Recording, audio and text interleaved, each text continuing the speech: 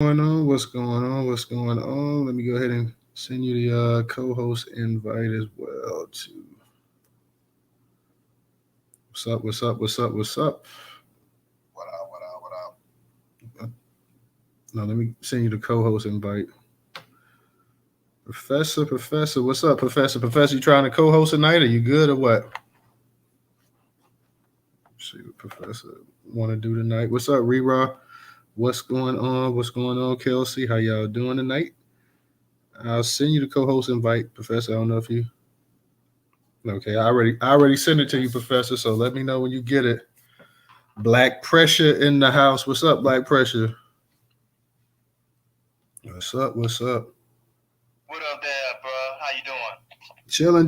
Chilling, man. What's going on? Hey, man. Friday night. I just got paid. I know that used to be a jam back. I was a young boy back in the day when that thing was coming out. So we was in school at that time where everybody else was actually getting paid. What's up, DJ? DJ, I sent you the co-host invite, so I don't know if you were up here, so I don't know if it knocked you down or you knocked it away for a second. But yeah, whenever you want to accept it, go ahead. Okay, go ahead, Professor. I was about to say, man, I just found out that brother is dead too, Johnny Kemp. I didn't know he was dead. Yeah, he been dead for a minute, hasn't he? Yeah, he passed away a few years ago, like 2018, 2019, something like that. Yeah. Yeah, they might have been right when COVID was getting kind of strong and hot and heavy, Yeah, rest in peace to that brother. That was his one jam there, but it's a jam they still play to this day. Yeah, to this day, man. Yeah. NSYNC disrespected him and remade that shit. They need to be clapped for that. Oh damn, I ain't even know that. Yeah. Hey, didn't Britney Spears remake My Prerogative also too?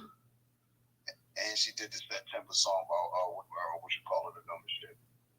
Mm. That shit is terrible. That's the worst cover song ever. Yo, you remember very first night of September? Yeah. Oh, that Earth, Wind, and Fire. Okay, yeah. Okay. Yeah, certain things you got to leave alone, man. If you can't improve it, you leave it alone. If you can't at least hold your own on it, you may not improve it, but at least hold your own. You can't hold your own on it. You got to leave it alone, man. Shout out to Mr. Engaging. I see you up in the space as well, too. So what's up, Mr. Engaging? What's going on? Shout out to you, AR. Shout out to that sister Kelsey. Y'all see Kelsey right there? Now she's come up in a few spaces, but she don't never say much. And she's been in some spaces where she do host and talk in some other spaces, but I don't think she's ever spoken in this space. Now, Kelsey, you got to come up and introduce. Don't be laughing, girls. Don't be laughing, girls. You know what I'm saying? Oh yeah. I've seen Kelsey, and I gave her a shout out when she came up in the space. But hey, that's the thing. Some people just want to speak. I mean, some people just want to listen, so that's cool. She want to sit back and listen to the conversation. We fine with that. I expect to have some decent people coming up talking tonight about this right here, man, because that biracial thing, I also want to talk about that as well, to just give people an idea and their opinion on the actual role of biracials in the in the black community today. We know in South Africa, biracials have their own classification. They're not just considered black like over here in America. So how does everybody feel about that? Should biracials also, have their own ethnic group, or should they continue to still be labeled as black, even though you may have a white parent? So we're going to get up into all of that tonight, man. We're going to get up on this oral sex thing. We got to talk about that. I know everybody probably saw the title. They say Larenz Tate. Well, yeah, Larenz Tate was kind of, and he wasn't hating, but, Larenz Tate feels that black actors are being discriminated for in favor of their British counterparts. So we want to go ahead and talk about that as well tonight. And of course, I know everybody saw the top headline in that actual in the headline when they see the oral sex and throat cancer. Like, yeah, it's real from what the CDC and everybody's saying about the going down. It can have some deadly consequences, y'all. Yeah, you might not want to be going down. Might not want to be going down. I'll never get it. I can say that. Precious say nah. He say I don't go below the belt. Oh man. Well, Precious, let's be for real. It's a bunch of people that are. So hey, And I might as well go ahead and lead off on that, man. We got people coming up in here, so why hesitate? I see my man Original. I see Detroit. I see Sister Goddess at the bottom of the screen. Shout out to her as well, too. Let me give a shout out. I want to give a shout out to my man Black House Delegation. He's not in here, but before the space started, he contributed on Cash App. So shout out to Black House Delegation. If you come up in here, bruh, come on up in here, please. We appreciate you. We want to hear our people conversation tonight. Friday night space, y'all. So it ain't the norm, but we're gonna try to do some Friday night spaces here and there as well, to at least try to do it once or twice out the month. Sometimes these Friday night spaces are pretty not only informative and educational, but also entertaining as well, too. So we definitely want to try to get some Friday night spaces in here. DJ, what's up? Hey, I was gonna say, you see how you did the links over there on the YouTube? You take this space link and post it over there on the YouTube. See how it stays there, but when I do it, it don't stay there though. I can't do it now because I didn't already start, because I would have to I can't do it. I don't think I could do it on the phone, but I'll see what's up. I'm gonna text you the link through your regular text, all right? So it don't open the space up, all right? Yeah, I'll see what's up though. But let me go ahead real quick and get on this this post from the New York Post about oral sex, curator Newstoter.com platform. Title is, and it's up in the Jumbotron as well, too, for everybody that's over there on YouTube. We ain't got many people on there right now, but for those over there on YouTube, it'll be in the actual description. It says, oral sex is fueling an epidemic of throat cancer, Dr. warns. Oral sex is an X-rated culprit behind a wave of throat cancer cropping up in the U.S., fueling a so-called epidemic, according to Hisham Mihana, a professor at the Institute of Cancer Sciences at the University of Birmingham. The HPV is to blame. For cancer, the main risk factor in the number of lifetime of sexual partners, and this is for oral cancer, the main risk for the factor of lifetime sexual partners. He wrote for the conversation today. This is an actual long word here, so I'm just going to just call it oral cancer. Cases of HPV linked to oral cancer, type of throat cancer, rose annually by 1.3% in women and 2.8% in men from 2015 to 2019, according to the American Cancer Society. The CDC estimates that the oral cancers, which affect the tonsil, base of the tongue, and the back of the throat, are caused by HPV infection in the U.S. Past studies have shown that multiple sex partners could increase the risk of catching HPV and in turn developing mouth or throat cancer. In 2021, researchers discovered that people with 10 or more sexual partners were more than 4 times more likely to develop HPV mouth and throat-related cancers. According to the data, the Centers for Disease Control and Prevention, 41% of teens from 15 to 19 participate in oral sex. Young people ages 15 to 24 were responsible for nearly half of the 26 million new STD infections in 2018. HPV is one of the most commonly sexually transmitted infections, STIs, affecting an estimated 42 million Americans. In fact, it's so prevalent, according to the CDC, that nearly all sexually active men and women get the virus at some point in their lives. Typically harmless, many people clear the virus on their own with no complications. The virus can lead to cervical cancers in some cases. However, a small number of people are not able to get rid of the infection, maybe due to a defect in a particular aspect of the immune system.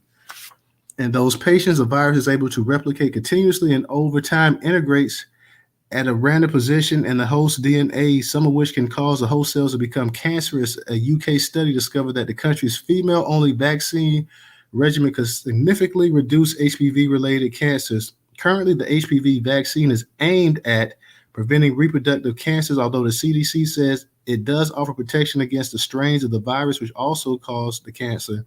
The current guidance in the U.S. advises 11 to 12-year-olds to receive 2 doses of the HPV vaccine, but individuals from ages 9 to 26 are approved to receive it. Yet only about 54% of adolescents had received the vaccine as of 2020. Over 90% of HPV-associated cancers can be prevented with HPV vaccination, yet vaccine uptake remains low, says the study authors in a statement.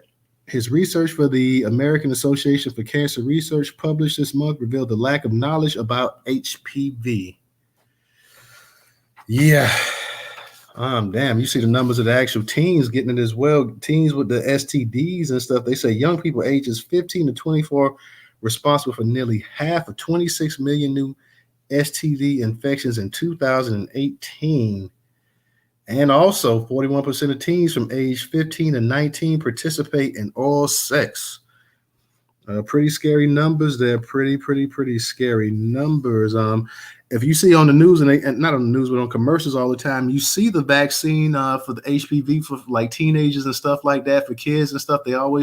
I've seen those commercials over the last, I want to say 15 years. They've been advertising saying that, hey, go ahead and get vaccinated, get your child vaccinated for the HPV virus. So definitely, if you have a kid, young kid, my kids, my boys, they definitely got vaccine, already got the vaccine for it, like, years ago. So definitely very scary. We know a lot of people, I'm not be prude or anything like that, but we know a lot of people in terms of sex, they do oral sex as well too. So definitely, if you're having multiple sexual partners, and it seems like the risk goes up significantly higher if you had over 10 sexual partners, everybody, I would just say go ahead and be as safe as possible.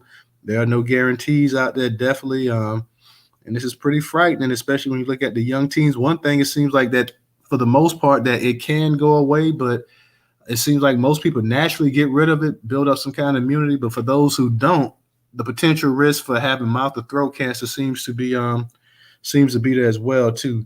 Mr. Engaging, how you doing tonight?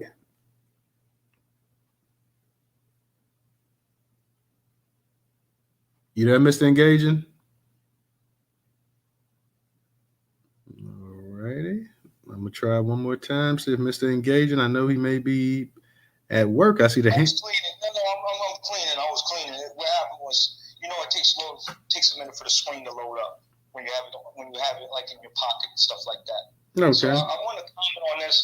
Tell me why I'm catching Becky vibes off of this, man.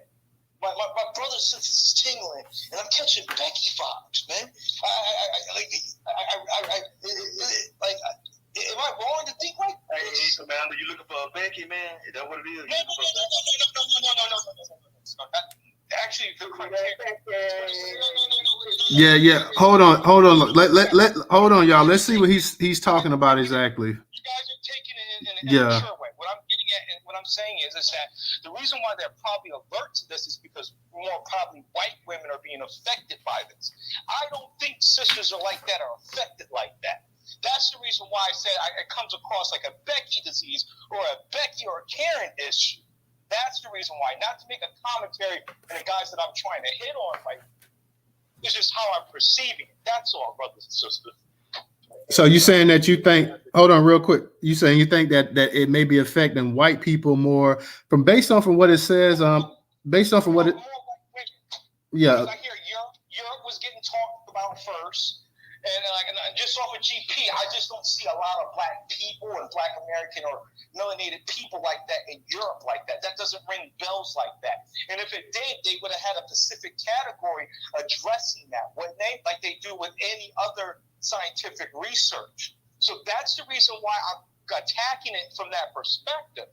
It was not me to make a cruel joke. It's me being really sincere. Like are they throwing on the cake for white women and they trying to make me feel some type of way about this? Trying to say, well, it's everybody when the leading people could be white women, just like with some diseases, that they try to promote, Hey, that's possible, Mr. Engaging. I know from what it's saying from and this is I think the American Cancer Society.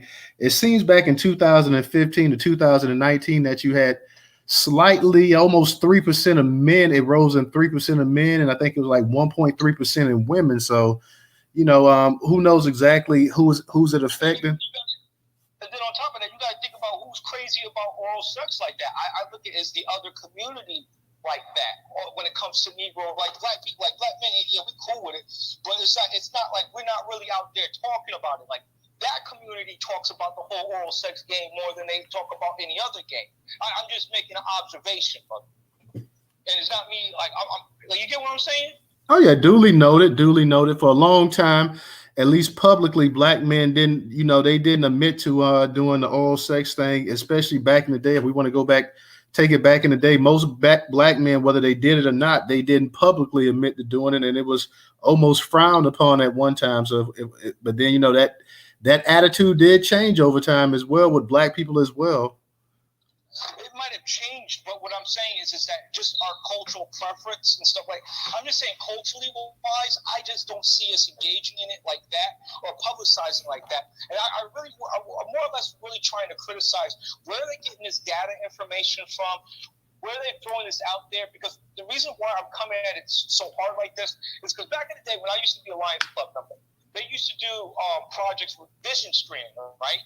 And they base policies off of this crap. They send resources to nonprofits to combat those type of things. So now I'm hearing they throw all these numbers out, but they're not really having the breakdown. They're not telling how many black people are affected and if black people are affected. So now I got to worry about my tax dollars is getting funded to some BS. Right, that's not affecting my community. You dig where I'm coming from? That's why I'm going at it so hard about this, because it's a lot more nuance than is being presented. You get what I'm saying, brother? It's not a diss toward.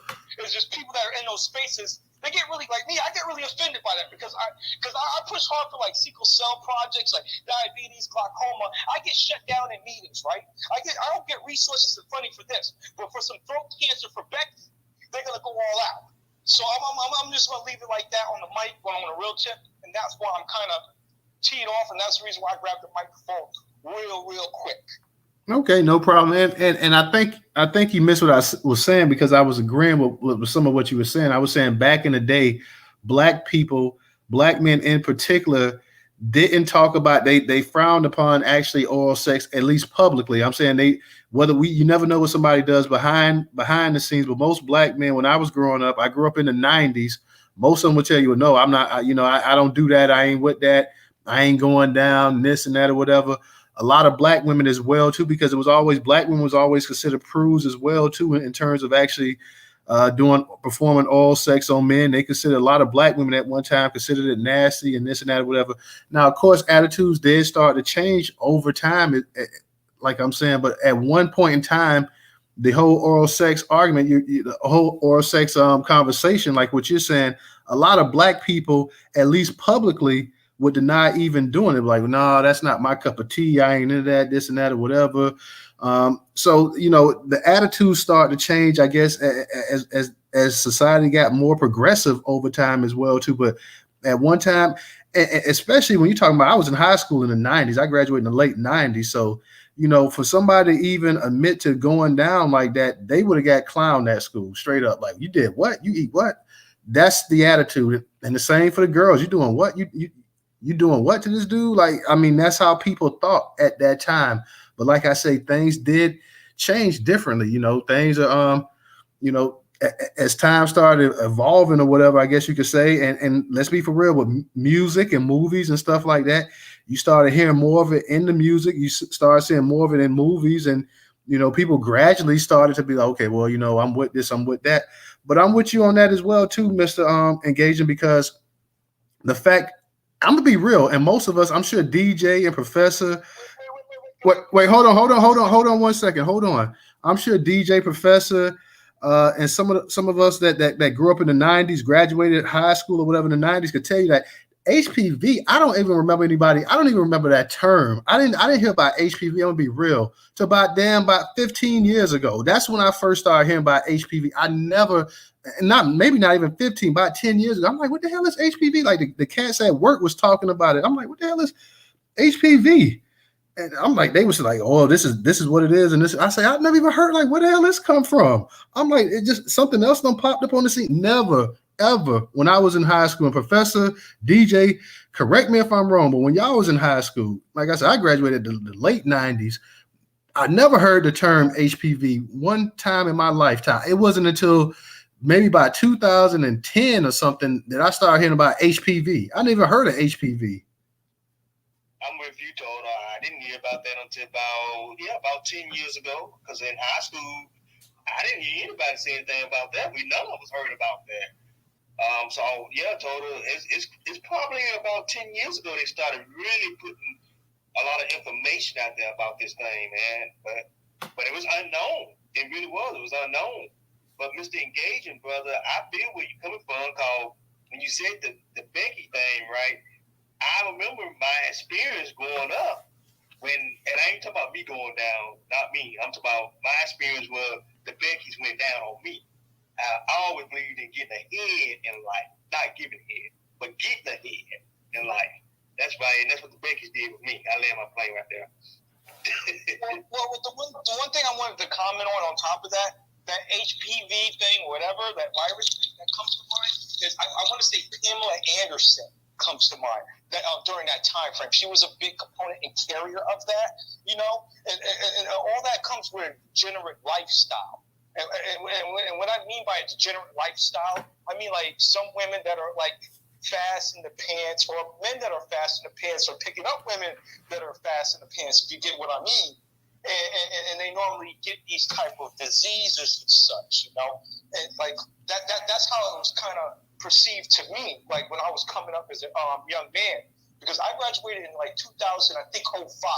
So like they were talking about that as well, and then also they always used to say that oral sex was the safest form of sex, not actual penetration as well. So that's the reason why that's like more of like a European thing.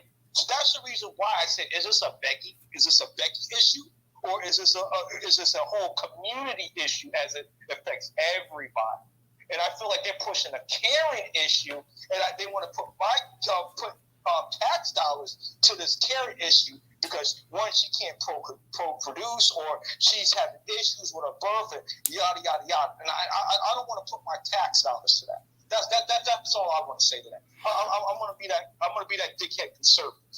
You know what? I remember a few years ago when he had cancer, and I can't remember if he had mouth cancer, throat cancer, but the actor Michael Douglas came out and said that oral sex and eating, you know what, was a result of caused cancer or whatever. He actually said that, because I remember in the stand-up too, Cat Williams was like, Michael Douglas lying on the P. Michael Douglas talking about the P caused cancer. Michael Douglas is a liar.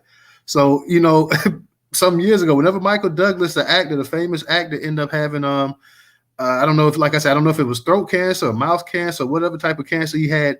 He at the time blamed going down and stuff like that. Now, and everybody kind of shook their head. They was like, "What? They like, are you serious about that?" But that's what Michael Douglas said, and this was some years ago. And I don't know when Michael Douglas had cancer, or whatever. It was some years ago. I'm sure it was probably had to be anywhere from 7 to 10 years ago or whatever. So anybody get a chance, Google it. But yeah, Michael Douglas actually said that himself before too. So shout out to our people that's coming up in the space as well too, man. This is going to be a conversation.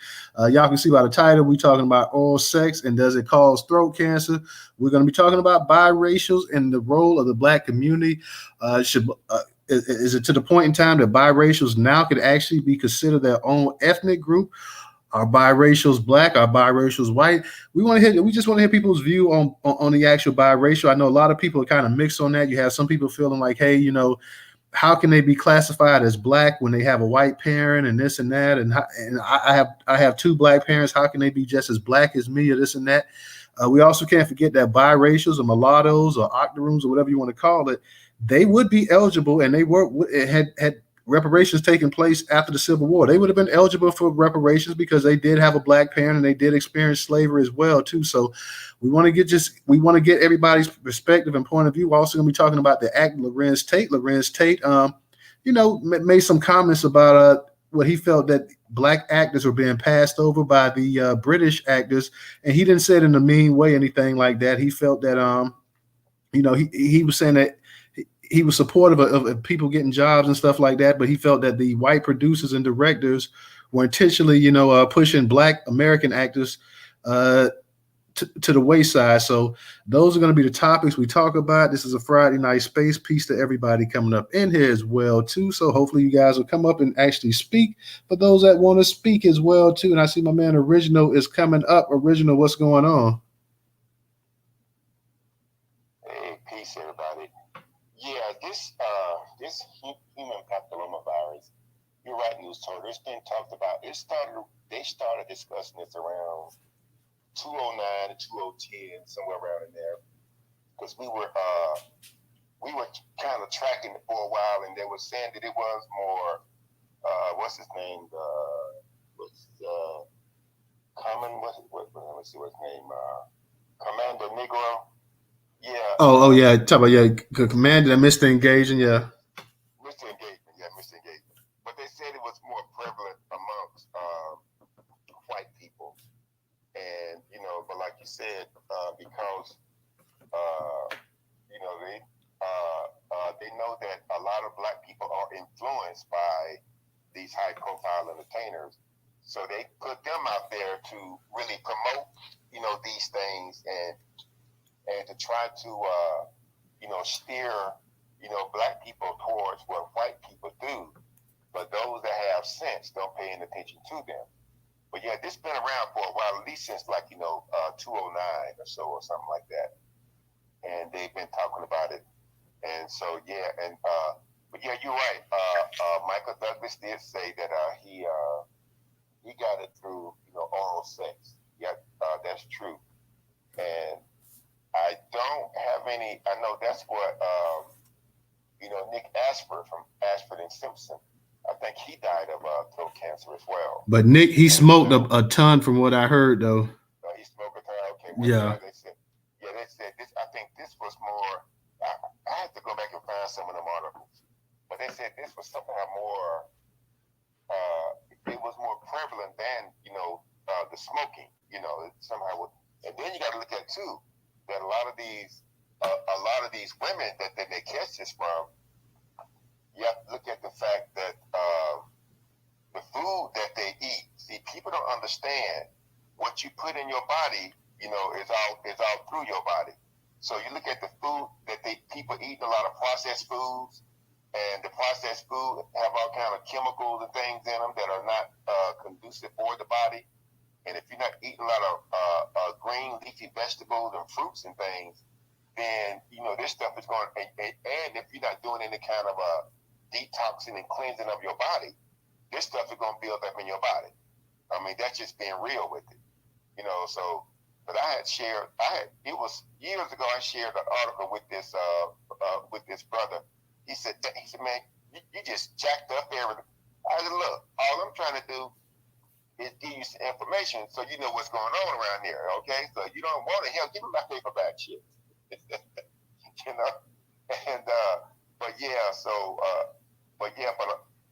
lot of this has to do with like I say, if people who eat a whole bunch of processed foods and things of that nature, and who do not, like I say, don't do any detox and cleansing of their body, you're gonna find this stuff. You will find this within them.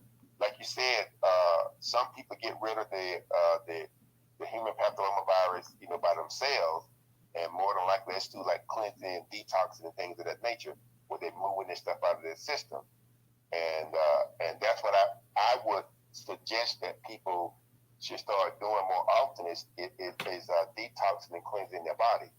So that's where a lot of stuff come from, where people are just not doing that. But you're on point, and this is not something. It's not anything new. Just so that people understand. But I just want to share that and make sure that people are aware. And I'll end with that. Real quick, Richard, before you go, I want to ask you, what's your opinion on the biracial people in America today? The biracial people, do you still feel like they should be classified as black? Do you feel like they should have their own ethnic group, like the people in South Africa? In South Africa, you have 4 classes. You have black, white, Indian, and you have colored. Do you think that they should have their own pretty much title, or should they still, if you have a black parent and a white parent, you still be considered by society. Society norms still consider you black, even though people say, well, I'm biracial, but society still looks at them as being black. What's your opinion on that? Yeah, that's kind of a tricky subject because quite a number of them, if they can opt out of being black, like Tiger Woods, he said he was Cavalasian. You see, because they have, they buy the perception that there's something wrong with being black. But y'all saw when Tiger Woods got arrested, and on the arresting application, it just said basic black. And they are still perceived as being black by white folks. They can go out and change and say they want their own racial category or whatever, but it doesn't matter. They're gonna still be perceived as being black because they know that we are the first people on this planet. Like I've tried to tell some people, I said, now, I don't know where all these other folks came from, but that's why. I had to tell this one guy that he was saying something about Black Africa, and I said, no, there's no such thing as Black Africa, because if you say Black Africa, that's too, as what's his name, Dr. John G. Jackson said, there is no such thing as Black Africa, because that is to give the perception that there is a white Africa. That's just not true. So they can do whatever, but I just feel that, oftentimes they want to perceive themselves as being white, or they don't want to acknowledge their black genetics, but it's their black genetics that give them any superpowers that they have, not the white, it's the blackness. So I technically don't really care, but if they want to leave the group, leave, but you can't come back. Once you leave, you are out. We don't want you back, because as Dr. Clark said, if he wrote a book on what these mulattoes had done to us, he said he had to get out of town real quick. So that's just my feeling. But I don't really have a position. Really, I'm just like, if they want to be classified as black, I can kind of accept that. But if you choose to leave, I don't want you back. You are not coming back. No, there will be what that DJ said. You're no longer welcome at the cookout. Plain and simple. I'll land with that. All right, thank you, Original Detroit. He was up here next. He was slated to go, but I don't know if he lost connection or he just had to leave the space. But go ahead, Mr. Engaging, you got it. Yeah, man. I wanted to talk on that biracial aspect. I really think that they should go into their own category. I know that's going to be really controversial, and what I mean is that they might have the genetic and the phenotype, but they don't have the mentality that goes along with our community. They become culturally what I consider indifferent with the interests are of the collective. It's very, very rare that you see them take the side of the black collective. And if they do, that would be your extreme cases like Colin Kaepernick or other people of that type of ilk. You know what I mean? So I'm really more or less hesitant and reluctant, because there is a narrative where their parents, the reason why they dated outside of the community, because they felt like they had a problem or issue with the community, or finding somebody in the community that they want to support, or etc. And I feel like, me personally, how I observe it is that since they couldn't find that, I feel like they're breeding a contingent class amongst our group. And what I mean by that is that now what if this biracial child becomes successful? Now they're gonna big up this biracial kid, but what about the kid who got who parents and stuff stayed true, who got grandparents or all black on all four corners? You know what I mean? They don't get the love and support, and I feel like they sometimes get dissed for the new kid on the block, and that's the reason why I'm if they want to go off and create their own community, so be it. They have a different type of ideology, a different type of structure that might be indifferent to the collective. So if they want to break off, I got no problem with it. But I'm with Original. You can't stay here. If you leave, you can't stay here. You can't come back here. There's the door. No, I want to just get this point out. They didn't say that they wanted to make their own group, but I do hear people saying sometimes, is it fair to label biracial people one thing or another when they're a mixture of two different races? So, and I'm sure there's some, because, when you ask some biracial people, they'll tell you that, I'm mixed, and someone will tell you that, hey, I'm black. So it just depends on the actual person, the actual biracial person. Like, take Jasmine Guy, for example. Jasmine Guy, you can't tell her that both of her parents ain't black. Jasmine Guy has always been pro-black, straight up. She was always one of those sisters, even though she's light skinned and she's mixed or whatever. she's always been one that was always, seemed like she was always more at peace and at home around Black people. And she always identified with Black people and things as well too. Now, then you take some other biracials, and then they'll tell you like straight up, well, you'll start hearing the sob story about how that Black side of the family didn't do anything for them and didn't treat them like this or that or whatever. So I think it just depends. The only thing I've said that I've heard this conversation before where people saying, you know what, like some people get upset when a biracial person marries a white person. Some Black people say, well, they married a white person. I'm like, well, the person is, they are mixed as well too. So, I don't really hold it against that person because that person, mother is either white or father is either white. So, I don't really hold it against them. But some people do. They say, well, society looks at them as being Black and the one drop rule says that you Black. And so a lot of people hold that against them and stuff like that as well too. But it's just interesting that South Africa themselves, and we know the whole apartheid thing and everything over there in South Africa, the way that they've taken and they've made the actual mixed people into their own ethnic group.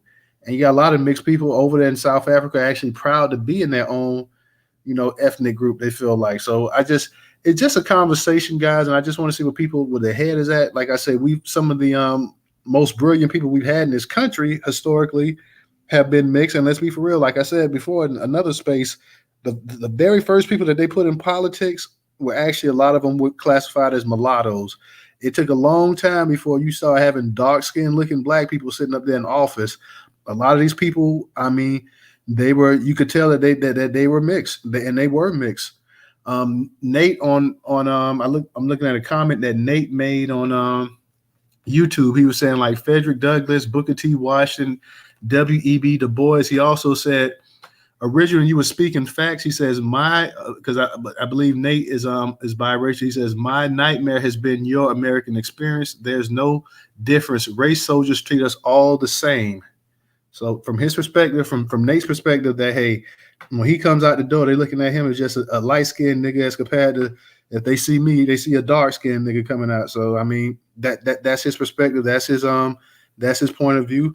And I can respect that as well too, because when you do get checked, when it's time to get checked, they will check your ass. They don't care how light you are or whatever. And my man Tiger Woods, he had to learn that the hard way. Now with Tiger Woods, I find fascinating about Tiger Woods is that Tiger Woods is somebody who, when you look at him, you can look at him and see the Black and the Asian in him.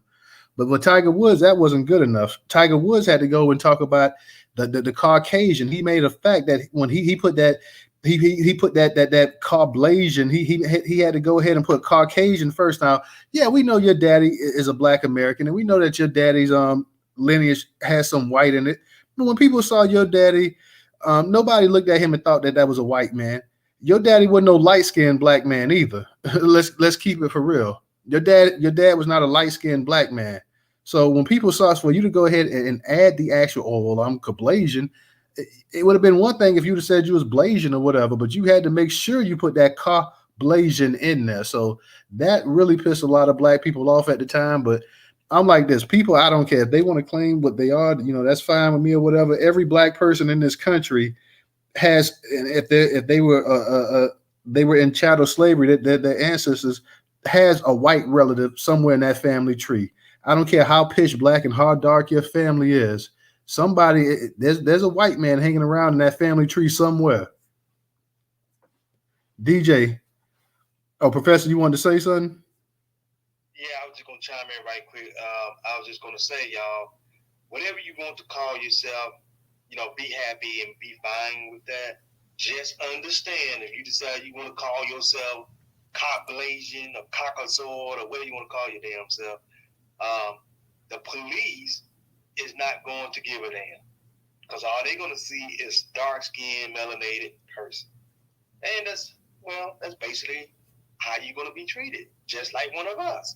You're going to be done the same way most Black Americans are done when they come in contact with police.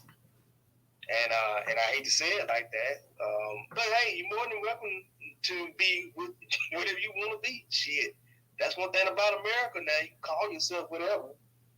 And you can call yourself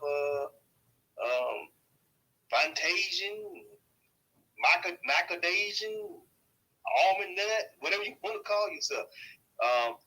Just know that when you get pulled over, you're going to be black. There it is. I'll lay my plane there.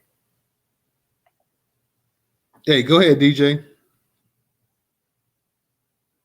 I just want to say, like, so, you know, a lot of times, too, the biracial hate or the interracial, hate comes from within our own community. So I got cousins that are half black and mixed with other, and a lot of our own family members have called them things like, you know, mud, war baby, shit like that. And they don't fuck with the black side of the family. So it go both ways, man. I'm seeing it. Go ahead. All right. Can I comment about that again? Because I'm going to give it something that fairly happened to me recently. So, like, I was out there advocating my little Negro Knights Club and stuff, whatever. This is what a biracial woman sent me.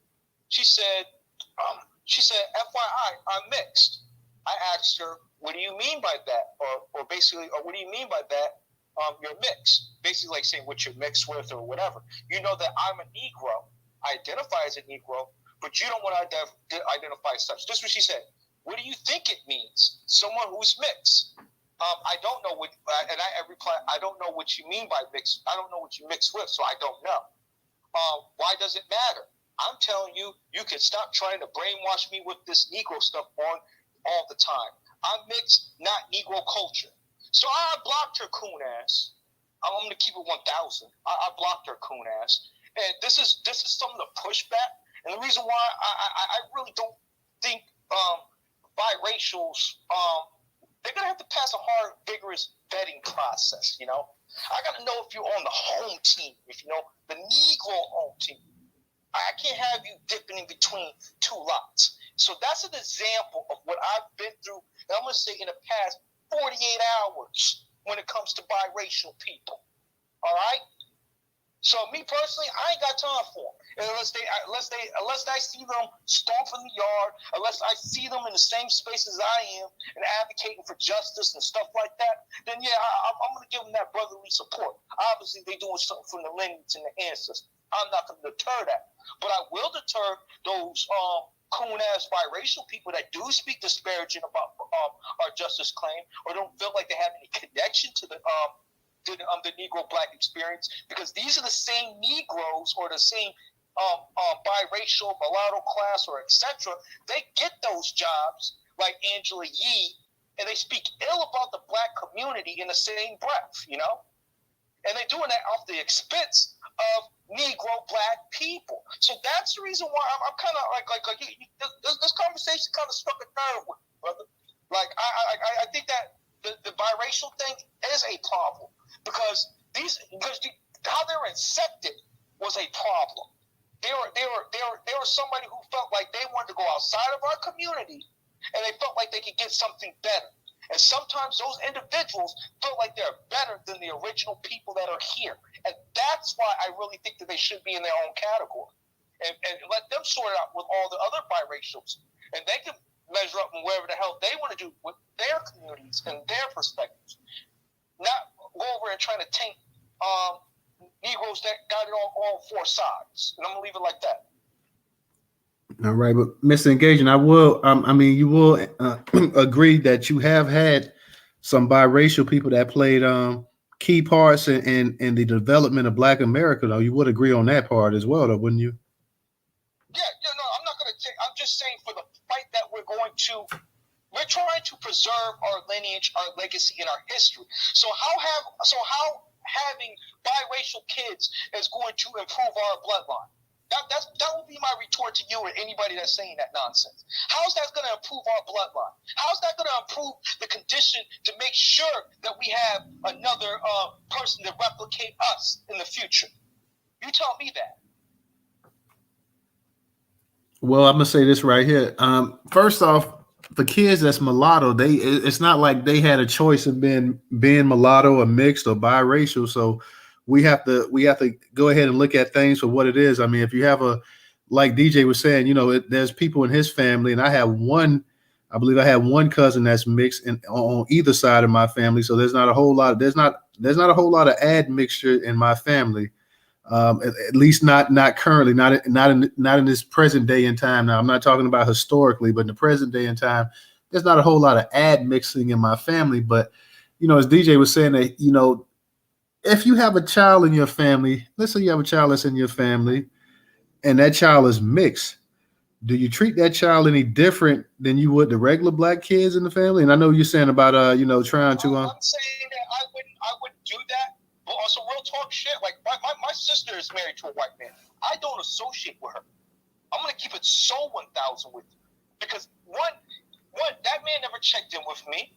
He never checked in with any of the family. He went behind my effing back. He went behind the family's back. He never checked in. So I look at that relationship as deemed illegitimate to me. That might sound harsh, but I gotta be that way if I want to preserve my lineage. I gotta be that way if I want to preserve my bloodline. I'm serious about this, man. So I'm not cool with that. No, if they want to put that weak shit in their DNA, go ahead and pollute your bloodline. I ain't. I'm trying to keep it pure. Alrighty. We picked the topic tonight for real. Like, goddamn. I got family members that play that bullshit. I don't associate with them with it, because I look at they're gonna play that. They're gonna I'm in those streets that protest and stuff. They're the type of individual that will call the cops on my ass and get me locked up for the shit that I'm trying to do for my people. So yeah, I really got a big fuck you to those type of individuals, because you don't stand on anything. You don't. My father ended up leaving my mom, right? Got himself a Latino woman. He felt like ever since he left that woman before he kicked the can, he felt like he was not really working with the community. He wasn't really advocating for the community. But when it came to that black and brown bullshit, that nigga was all there. So I've seen a lot of examples and a lot of things in my personal immediate life where I fought upon that bullshit. I can understand you getting your nut off, but bringing that shit home to your lineage, your family, your community, that's a no-go for what's going on right now. Put the shields up, put the swords up. I'm delineating. All right. Hey, man, I feel you, man, because my sister had got with a white man, and I ain't gonna lie, y'all, I didn't feel it. I just wasn't feeling my sister with being with a Caucasoid. I couldn't feel it. But at the same time, I really couldn't come down on her because her big brother, me, had been with Caucasoid women, back in college, senior year of high school, college.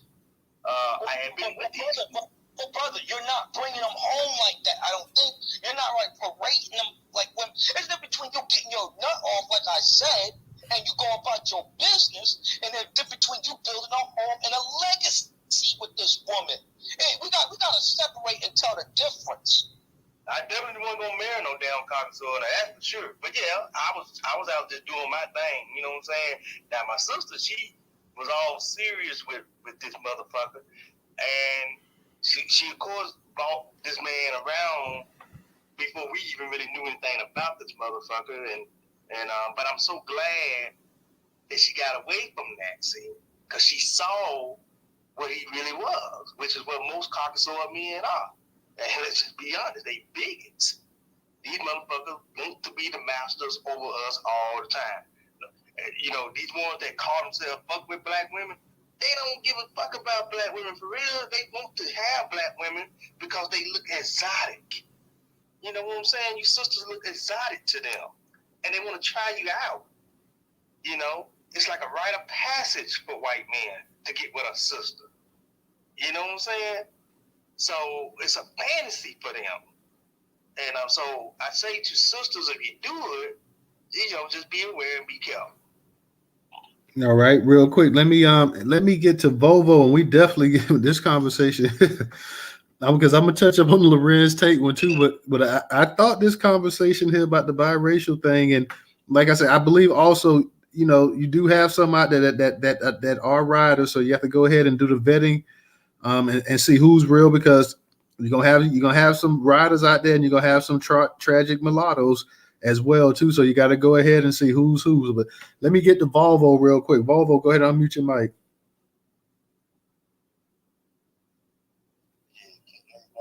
You low. I don't know what I can do. Now, some nights you be fine, and then some nights you be low. Can you hear me now? Yeah, I can hear you better now. All right, yeah. I just wanted to, I wasn't gonna stand there listening, but I was heard a conversation about the biracial thing. I didn't hear the whole story. I came to the space late, but like I always said, like, you know, like really when I grew up sheltered. You know what I mean? Like I didn't realize that I was sheltered. I grew up in an all black neighborhood. We was red line. I grew up in a red line neighborhood in the city of Cleveland, and it wasn't no ain't nobody had no white mama or no white daddy. Wasn't no white folks walking around going to the store. Ain't nobody had no white friends or none of that. So it wasn't no biracial people in my neighborhood. I just started really learning this like within the last 5 or 6 years online about biracial people, how they feel. They really, like the tragic mulatto thing, that's a real thing. They really do feel like that. They confused. They be confused. Them biracial people be really, really confused about who they are. You know what I mean? They really be confused, and a lot of times that create animosity. You know what I mean? They just, I mean, you know, some of the shit I've been hearing online, they talk about trying to delineate from black people. You know what I mean? They want to start their own race. I'm talking about I've been in some crazy rooms with these motherfuckers, and I'm listening to their argument, and they just saying that they don't feel black enough, basically. And I mean, that's real tragic. But I mean, this is where I'm at with it. You know what I mean? I done messed with white girls. Almost had a baby with a white girl. The baby didn't make it. You know what I mean? So we broke up and everything. So I ain't been messing with white girls since. Not as my girlfriend type shit, but in my opinion, if you mix, you're not really black. You know what I mean? Like that's just if I mix a German Shepherd with a pit bull, is it a German Shepherd or is it a pit bull? It's neither one. It's a mixture. Like it's like they crossbreed animals, like a tiger and a lion. It's what they call it, not a tiger. A liger or something, like a liger in they call or something. Yeah, a liger. Liger. It's not really a tiger or a lion. It's not natural. It's not. You don't find that in the wild. Tigers and lions don't cross paths. A horse and a donkey, they call it a zunky, or a zebra and a donkey. A zunky is not natural. It's not really. A lot of them animals can't even reproduce. So you're not really. I mean, in my opinion, you're not really black. I'm sorry. Like I know that might be hard to say, but you a mixture. You know what I mean? You something else. Like you're not exactly this and you're not exactly that. So that's got to be a tough place to be in. That's why I always say I'm a separatist. Like why put that type of confusion in the world? I was also curious about this what is it? Oral sex throat cancer. What's that about? Or did you touch on that, brother? Oh yeah. It basically right now you're having a surge. The people saying a surge in throat cancer, and they're linking it.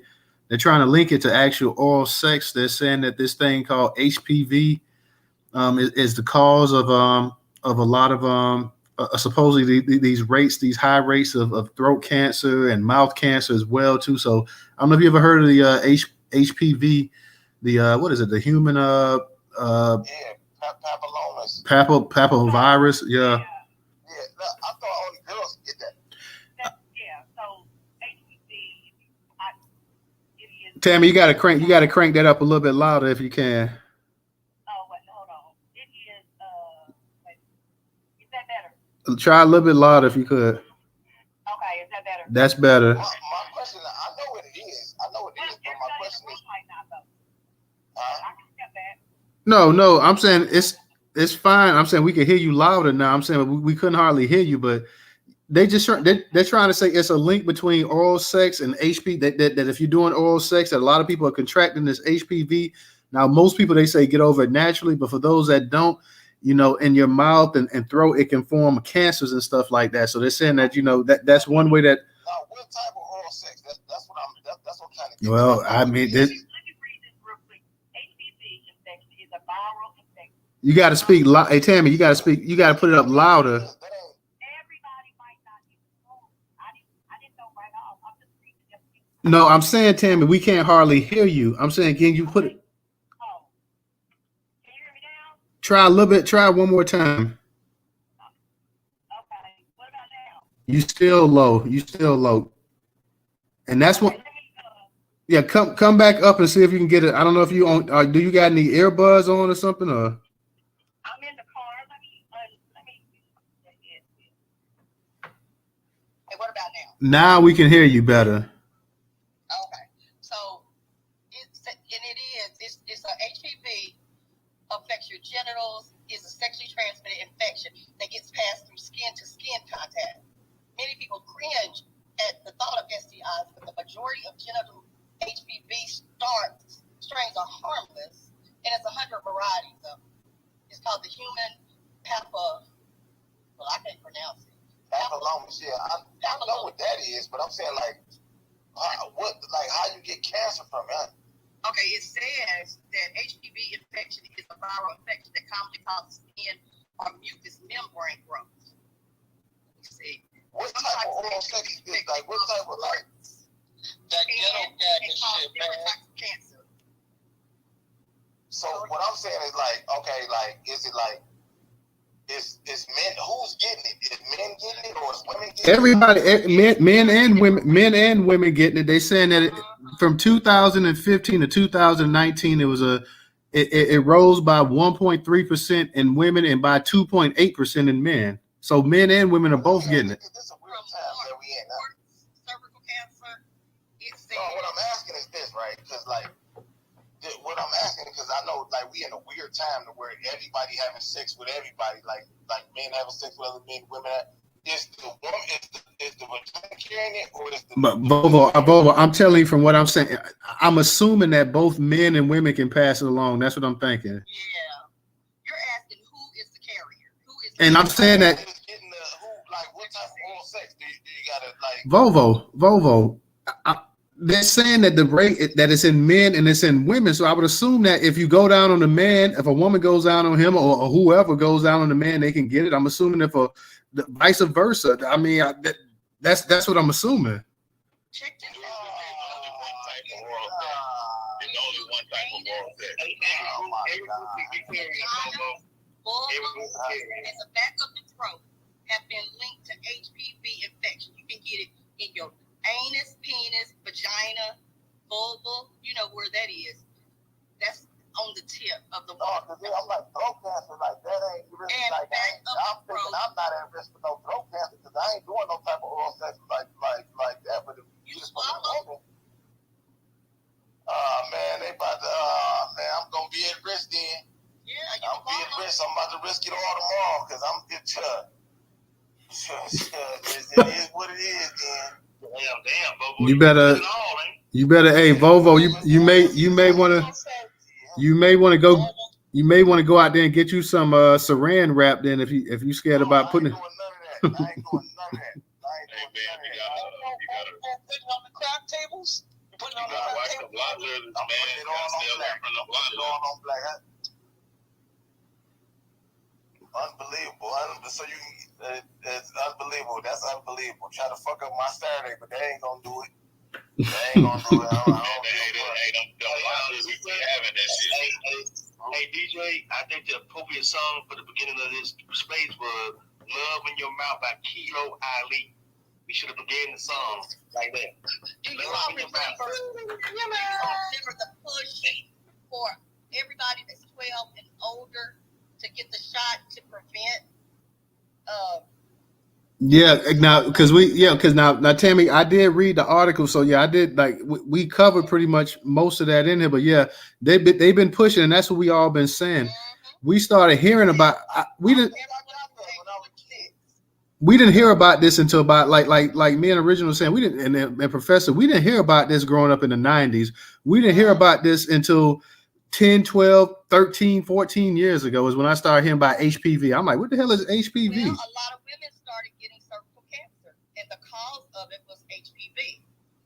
But what I'm saying, Tammy, I'm saying growing up, we never heard about HPV. That's what I'm saying. I agree. How can a man get throat cancer from? I mean, ain't nothing going on with a fake man. Huh? You know, when you have oral sex with a woman, you swallow all of that. Yeah. What you mean? Oh, I guess that makes sense. Yeah, I'm thinking some shit that go down your throat, huh? It is going down your throat as soon as you put your tongue out. No, I mean, like, you know what I'm saying. I'm thinking like, Yeah, let's not get too graphic now. But yeah, we pretty much assume. I think everybody in here knows what oral sex, the actual gist of how people do oral sex. Obviously not. Yeah. Wait. You got those extreme videos out there. I'm being very vague and sensory for Newstoter space, but they got those extreme videos out there where some of these women and men do provocative engagements, you know, and it's really forced, and they even got their own genre of this nonsense. So like it looks really brutal, man. Like that's like doesn't cancer cause from traumatic situations or trauma of the organs and stuff? Like, Man, these niggas trying to say that. I don't know. Real quick, misengaging y'all. Let's get the hands back up, y'all, for who that want to speak, because we got Black Pressure and Miss Wilson up here. So let's go ahead and go to Pressure, Wilson, Tammy. I see you up here too. So misengaging, we'll get to you, but go ahead, Black Pressure. Evening, Black family. As always, glad to be back. News, DJ, Professor. What's up? Man, just I'm gonna keep it to the, of course, the biracial subject matter. So, when we talk about air quotes being biracial, like everybody that spoke about it, we all spoke about the external influences of being biracial. Society, pop culture, the police. But I say this: what about the internal influences when it comes to being biracial? Like, when a black person produces a child with a white person, who influences that child's mind as it relates to the reality they live in? So what I'm saying is, in the household, what's the conversation like when you see Alton Sterling and Tamir Rice get murdered by the police, right? What's the conversation about when that child learns about the transatlantic slave trade in school, right? What's the conversation about when that child learns about the Black Panthers? So ultimately what I'm saying is that biracial child, right? Who does that child look at as its adversary? Because like I say, I have a son who's 22. Of course, Black father, Black mom, Black grandparents, Black great-grandparents, all of that stuff, right? I taught my son it was clear and present that white people are your enemy. And I went down from day one. And I started when he was about maybe 12. Went down the line. This is what we suffer. This is what happens to us. This is how it correlates to Black people living in society today. So my son has a clear understanding on who his enemy is, right? When you have a biracial child, they have dual allegiances. You can expose all that to them. They still have to make the choice of who do I side with, white people or Black people. And I'll land my plane there. All right. Let me go to Wilson. Wilson, go ahead and unmute your mic. Hi, everybody. How are you? What's up, Twin? How you doing? Hey, Twin. How you doing? So I want to share some notes with you guys with regards to HPV. My sister is a OBGYN professional, and so I remember about 22 years ago, she came to California, to San Diego, to a conference that was taking place with regards to the rise of numbers of young people up to the age of 30 that had been diagnosed with oral and esophageal and anal cancer. Three things that you never saw in young people before the age of 30. And because of the sexual, let's say, freedom that younger people have now than they did ever before at that time, was what they concluded was the rise. Now, it can happen to anybody, whether you're heterosexual, bisexual, or 100% homosexual. HPV is a slow-growing STD, and you don't necessarily have to have any symptoms. Sometimes the symptoms may, depending on the person's body, may come up as warts. It may come up as some kind of skin abrasion or something like that. But it can show up in your anal area. It can show up in your mouth.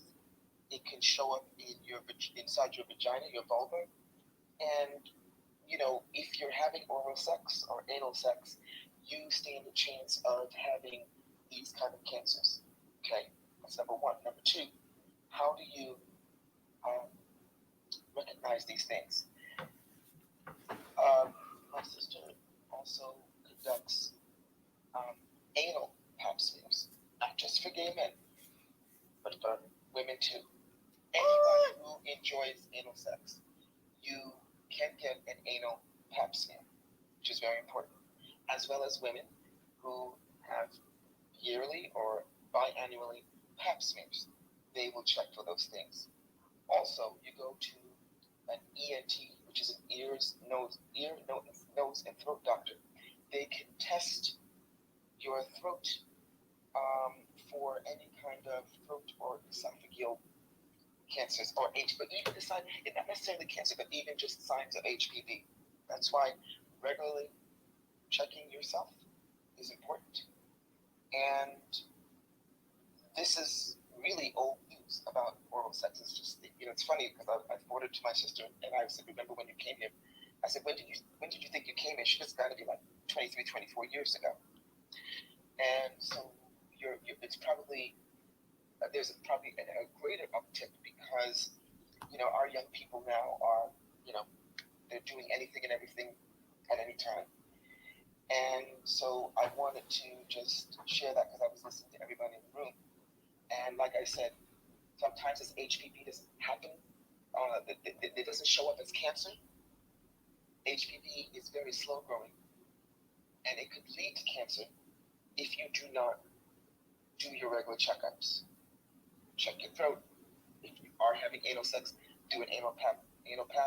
And, if you are having sex unprotected, because when we think about having unprotected sex, we think about maybe having a condom.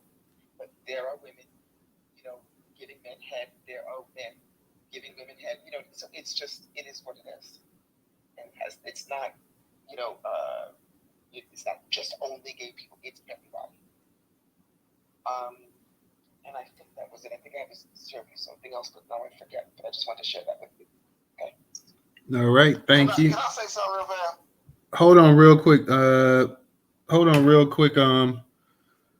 was that? Volvo?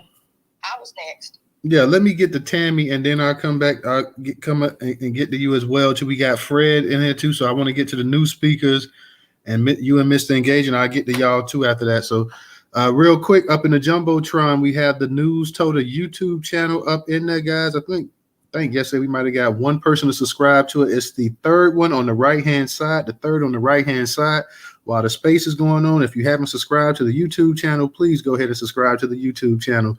Go ahead, Tammy. When we talk about biracial, they don't have to pick a side. My mother is biracial. Somebody said don't use the word, is it biracial or it's supposed to be a word.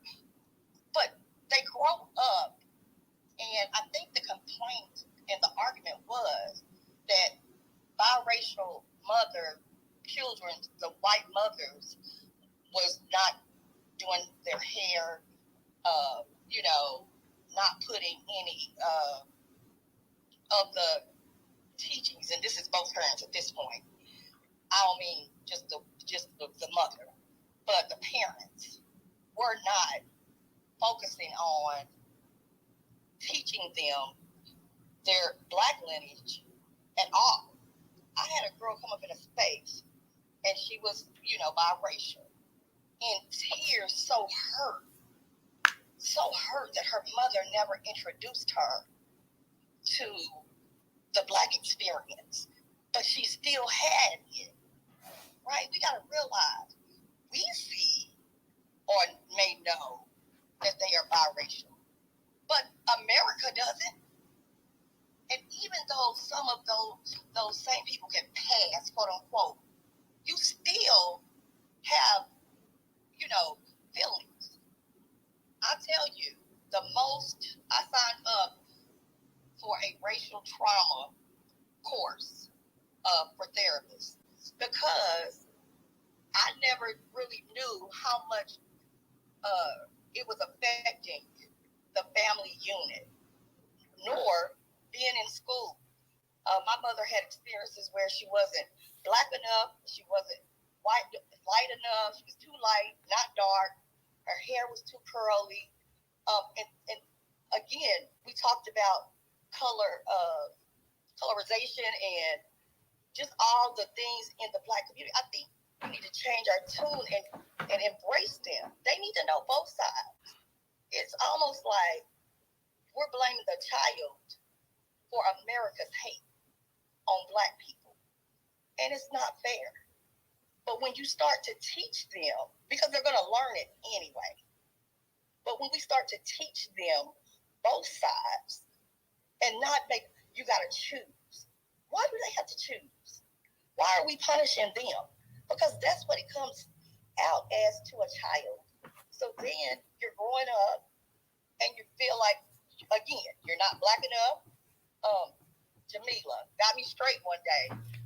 She got a bachelor's degree in African American history, and she's really, really light and has a huge afro, right? And I'm thinking, who's she from? Because I'm still working on myself, not being so judgmental and being more empathetic to everybody's experience, regardless how I feel about it. She said, well, what would you do with an English degree?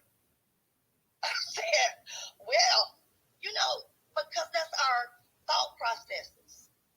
What can you do with English? The same thing you can do with an African American degree. And now we're realizing that we need people who have really majored in, the Black experience, African American history more than ever. I never knew how much I would resource back to Dr. El-Hadid's class. I just thought, I'm at a Black school, I'm around Black people. But at some point, in my profession at least, I'm going to have to interact with white people and people of other colors. Whereas some of you may not, maybe the only time you ever see a white person is delivering DoorDash. I don't know. But I just want us to be mindful that it's teaching, blaming them is not the route to go because they have a hard road to travel anyway. I guess that's the point. Tammy, what you're saying is true somewhat, but I'm going to push back a little bit on this. I'm going to tell you why. More often than not, mixed children are more accepted by the Black community than they are outcasted by the Black community. Now, we got to tell the truth. Yeah, historically, because Tammy, let me ask you a question. Your mother, how old is your mother, if you don't mind answering? Wanda May is 71. Okay, so you say your mom, she's half Black, half white? Mm-hmm. Okay, how did your mom's white family accept her back in the day? Never met them. Okay, that's what I thought. That's what I thought. See, now historically, those mixed kids have always been with the Black side of the family. Now, whether they got picked at, whether they got treated this way or that way or whatever, it has not been until recently. Recently, you see a bunch of white people now with they little Black grandkids and great grandkids and foster kids and this and that. But this is a new phenomenon. But see, it's not a new phenomenon in the Black race. It's more white people white women, single white women with black children. No, it's a lot of older white people I see with kids, grandkids, and I see a bunch of them together with kids and stuff. It's not just single white women. It's a bunch of older white. I see a bunch of older like senior citizen white couples and stuff with their grandkids. So yeah, it's always, and this is what I'm going to say right here. It's always when it comes, and this is one issue I think some black people have. You know, when it comes to the mistreatment of how a lot of mixed kids are treated, a lot of people say, well, you know, the black side was mean to me, and the black side didn't do it. The black side was like this and that or whatever. And when you ask them about the white side, it's like nowadays they speak glowingly about how they was treated by the white people, but historically, most of the time they were disowned by their white families. They didn't want to have anything to do with them. But it's always, like I said, it always seems to fall back on the black side where y'all treated us like this, and the cousins made fun of us, and they said we had nappy hair and this and that. But your other side didn't even want to acknowledge that you were alive. Also, news, if I can add really quickly, I know Miss Disruptor. I'm just going off the screen name. I'm sorry if I'm not getting it right. But Miss Disruptor brought up, she evoked fairness, right? But in all honesty, if you want to focus on that word fairness, you know what's not fair? Getting hung from your neck for 100 years until you're dead. Now, when that child learns about that unfairness, well, how does that child look at the white side of their bloodline? Because that's not fair. What's not fair is exiting the bowels of a slave ship for 250 years and getting the knowledge of self stripped from you. That's not fair. Now, when that child learns about that, how does that child look at the white side of their family? Let me we put that on them. Why would we teach them? They are able to critically think and understand that, yes, we've gone through a lot. I mean, I don't think if you are able to, old enough to have a conversation, I think I wanted to push back with you, Black Pressure, because you said something to the point that the white side of the family don't matter or whatever. I didn't say that. I said that your adversary. They're your adversary. Okay. And to me, do y'all not know we would not have had the Underground Railroad without white people? That's a negative. Tammy, you wouldn't have had chattel slavery without white people as well, too. Let me say this: we hid in their houses.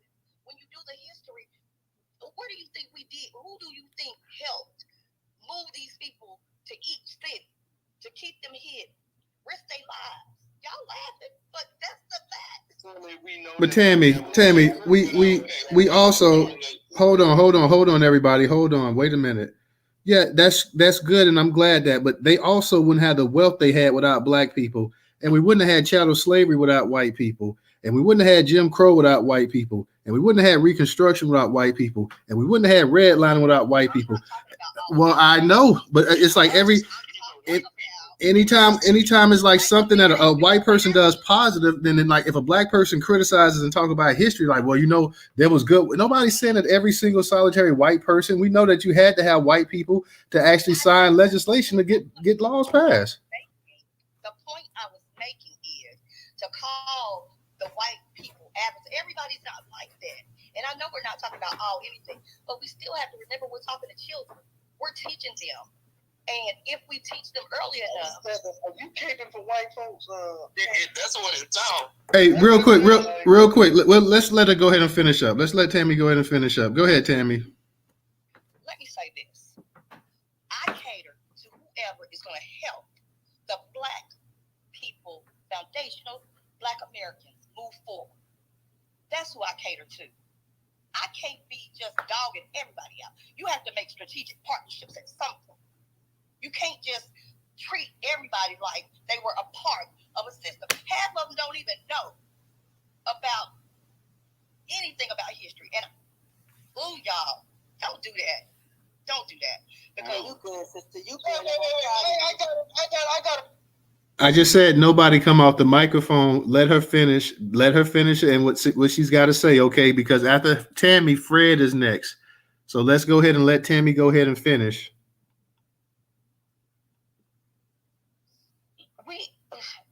We do this all the time. We include everything every white person has done to us. I'm talking about one specific topic on how to help biracial children learn about both sides. Now, what is wrong with that? Understanding racial trauma is real. And I think we forget that. They are children. It needs to be age appropriate. And we need to teach it because earlier they're learning it. And we want to be able to teach the story. Stop fighting for it to be taught in school. I must be in the twilight zone. All right. Let me go ahead and get to Fred. Fred, go ahead and unmute your mic. Hey, don't worry, Tammy. Judge up here to co-sign what you just said. Real quick. Go ahead and let's let Fred. Everybody, let's chill for a second and let Fred go ahead and say what he's got to say. Where the white boys at? No. All right, can y'all hear me? We can hear you. What up, Brad? What up? Hey, what's happening? Before I make my statement, first of all, I'd just like to say this as far as like this black-white dynamic. Black people, the one thing you have to teach, if you teach a child that snakes bite, you're doing it for their safety. When you're a black child, especially a black male growing up in America, you have to teach the most negative side of white supremacy. Why? Because them policemen, they don't give a damn how old a black child is. Just take a look at your mirror right. They will belt a cap in. And then you sitting up there, they shoot your child. But why did they shoot my baby? Well, he was confused. He thought he was equal to all these white kids. You see these white folks sitting up there cussing cops out when they get pulled over, threatening to shoot the cop. The cop, oh, well, just calm down. Just calm down. Please, just calm down. We don't have to do this. But now a black child drives up, reaches for his license. He done got a bullet. You have when you're talking about biracial, I am of the mind that does not exist, especially not in the black community, because here's why. Nobody can tell me when mixed is not mixed anymore. Nobody can tell me that black, like, what's the difference between somebody who's mixed and somebody who's just light skinned? And as far as this throat cancer stuff, I don't buy that one iota. That's an impossibility, if you ask me, because like ever since I have a medical background. Visited the CDC down in Atlanta, Georgia, and it contradicts everything that was taught and learned as far as like pathogens. Now I'll be. All right, let me say this real quick, guys. Up in the Jumbotron, we have the YouTube channel. Let's see if we can get at least 4-5 subscriptions a night to the actual YouTube channel. Also, the Cash App is on. $Newstoter, $Newstoter. Newstoter is the largest Black-owned Black American news media curation platform today in America. Once again, that is $Newstoter, $Newstoter. If you do not have a Cash App, we have the Venmo and PayPal also. Let me go ahead real quick and get to who just went? Fred? Is it me? Is it my turn? Yeah, Judge Sarah, it's your turn. I love y'all so fucking much. I don't even know. Yeah. I got you, Debbie. You the motherfucking goat. I am always baffled by you, but you the motherfucking goat, girl. I am always baffled by you. Hey, go ahead, Professor. Yeah, everybody, cause we get to the point where we coming off the microphone too much in this space right here, and we may have to go back to dropping people to listeners and just having one speaker up. Everybody, go ahead and let the person talk, even if you agree with them or you don't agree with them. Go ahead. I need my co-host to do the same thing. Let people speak. Doesn't matter if we agree with them or not. Then you can come back and say something. Go ahead, Judge Sarah.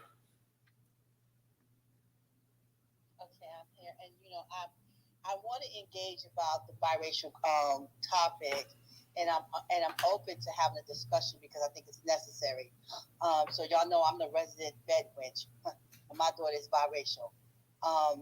And so, Tammy, your mom, my daughter did not have the experience that what you are articulating. And oftentimes, I hope you can hear me, the experience relates to or is determined by socioeconomics. Okay, my daughter's a black girl, but she's biracial. and both sides of the family embrace her. She's my daughter. The things that you could, because marrying a white person was a fluke for me, okay? Because I've been black my whole fucking life. So I've heard the argument about having biracial children and the challenges that they would have. And I never, advocated that. My daughter didn't have those challenges. She still don't. The biggest issue she has is black people wanting to root her, meaning she tell me, she said, Mommy, every day somebody's going to put their hands in my hair.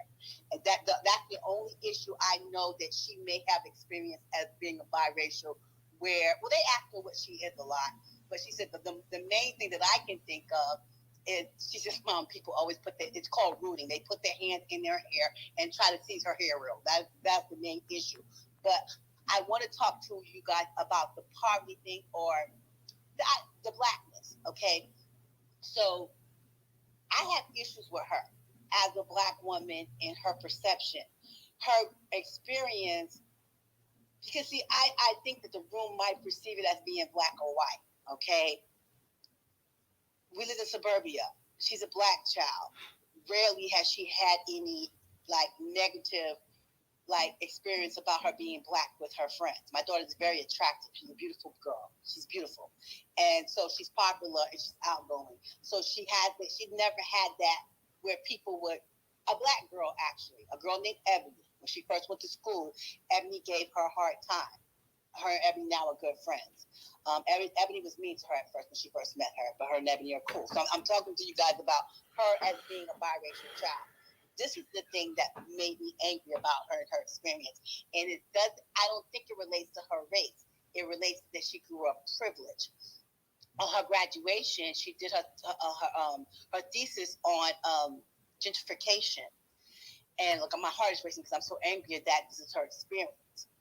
She cited systematic poverty in her thesis. And in her mind, because I think she's more liberal than I am. I think she's more on the liberal side.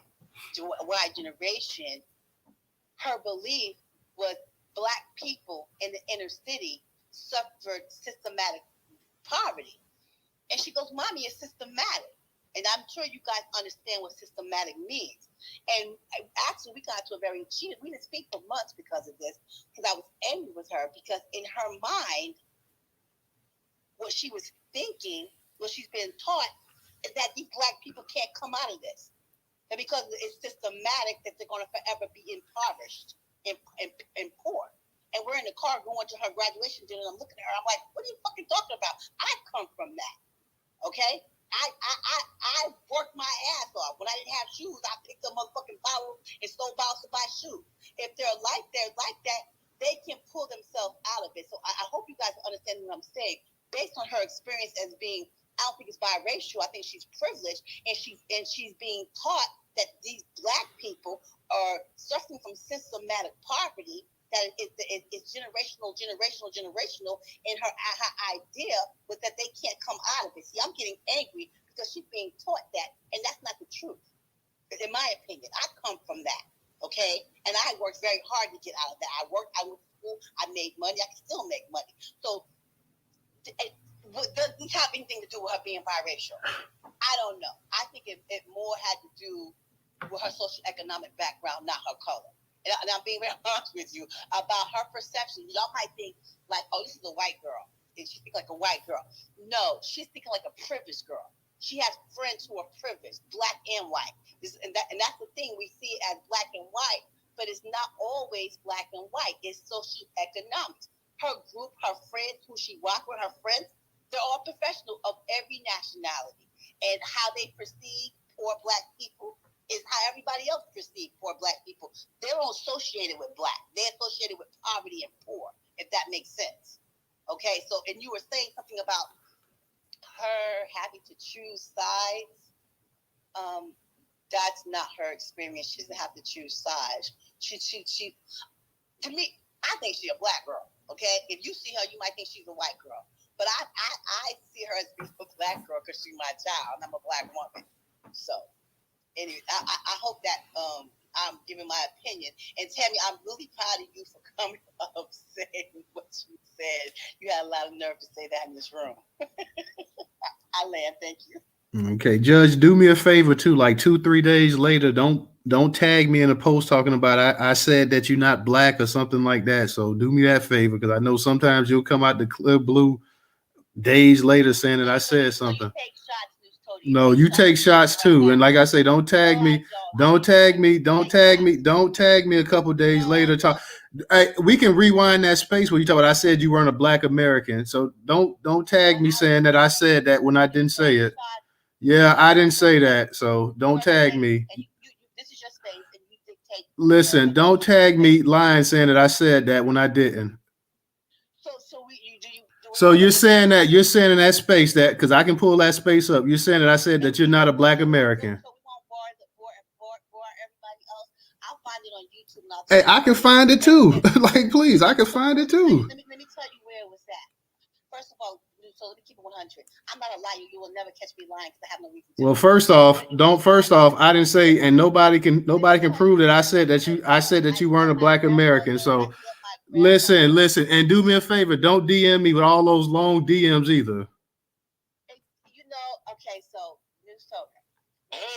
What's happening in the room, you guys, is that I'm very mindful of how I speak to black men. So when y'all come in here and y'all go back and forth with black men, I don't do that because I try to respect them. So if I have any issues with someone, I try to speak to them one-on-one. That's what he's referring to. We have had some issues. I'm referring to you coming out of the blue, DMing me, but with DMing me like a whole page DMs and stuff like that. When I told you don't do that before, don't tag me and stuff. Don't tag me in anything. Don't tag me in any post sitting up here lying saying that I said that you weren't a black American. Because when I responded to that post, you didn't say anything back. So don't tag me in there. Don't send me 3-page DMs either. Mr. Engaging, you can go ahead. Are you not gonna let me finish? No, I'm telling you don't DM me with all those long DMs. That's what I'm telling you. Go ahead, Mr. Engaging. Go ahead. Look, I said no, I'm not. I'm telling you, don't DM me. Don't DM me a couple days later. Don't post me. Don't tag me saying I said something I didn't say. Copy whatever you listen. Go ahead and copy whatever you want to copy. I don't care. Don't sit up here and say that I said, because I never said you weren't no black American. So you can sit up here and say all of this that you want to say. I'm cutting it short. That's a lie. I never said you were no black American. I'll tell you that on this app. I'll tell you that to your face. I'll tell your family that. I never said you're not a black American. And that's the end of the story right there. Listen, I'm not going to say it again. I'm not even finna hear all of this nonsense. Yeah. I want to address that bullshit that you were saying. Like, I'm going to sit the same rhetoric that I said to the other brothers and sisters. How's that going to improve the lineage? How's that going to strengthen the lineage? How's that going to improve and build a strong, cohesive community? That's where I want to get at. And now y'all want to hop off and not want to answer. No, I knocked her down because I wasn't finna go back and forth. Don't sit up here and lie and say that I said. No, hold on, Mr. Engaging. Don't sit up here and lie and say that I never said that this woman was not a black American. She comes up with these long DMs, and she tags me in a post about, and the other time I was in your space, you said that I'm not a black American. Let me tell you something. I was here in 1870. My family, I never once said that you weren't a black American. So I'm saying don't sit up here tagging me and stuff when you know I didn't say that. Go ahead, Mr. Engaging. Yeah, I just want to address all that biracial stuff. I find it very disingenuous that they want to talk about that this child needs to learn the culture. What about the children that come from black households that got families on all sides? I guess they don't need to learn their culture. I guess they don't need to learn how to read, right? So I find that very disingenuous and very disrespectful, man, to the lineage, yo. Like real talk, man. Like, I really feel some type of way because I know little dun-duns out there, young boys out there that's not getting the culture that they need, you know what I mean? But the little biracial kid, they got the tears for. Like, you don't see how that's not backwards, you know? You don't see how that's not conflicting, you know? Or how that's not going to bring tension in the community? with that type of perspective, you know? Like, I'm kind of hurt and taken back by that. Because, like, they want us to pride the black woman and the black family, you know what I mean? And how's that? How can you pride the black family structure, you know, with the biracial kids, you know? Like, you get what I'm going at, Newstoter? I'm gonna be real. I kind of zoned out for a second, actually going back with this chick here. So I kind of the I beat. didn't hear anybody say that. I agree with you. I heard you. No, disruptor. When you said that the biracial kids should learn about the culture more and this, that, and the third, I'm looking at right now currently that the reading level for young black boys, they're not reading on level. They got things, and then some of these black boys are coming from black households. You dig where I'm coming from? On black on all sides, and I don't hear that same vigor. You know, I don't hear that same support. But I hear the support's going out the woodwork for the biracial kids. Wait, hear me out. And they got the support already because they're already financially stable because they're already coming from whiteness. And that's what I'm getting at. I just literally got off the phone in a meeting in tears because of African American boys being mistreated.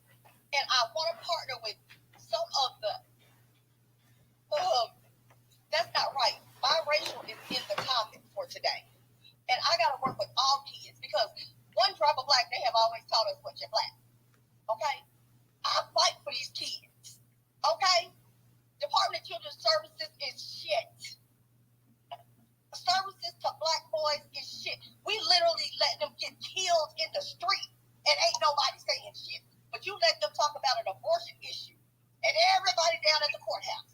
I want them to fight for our kids too. I want us to fight.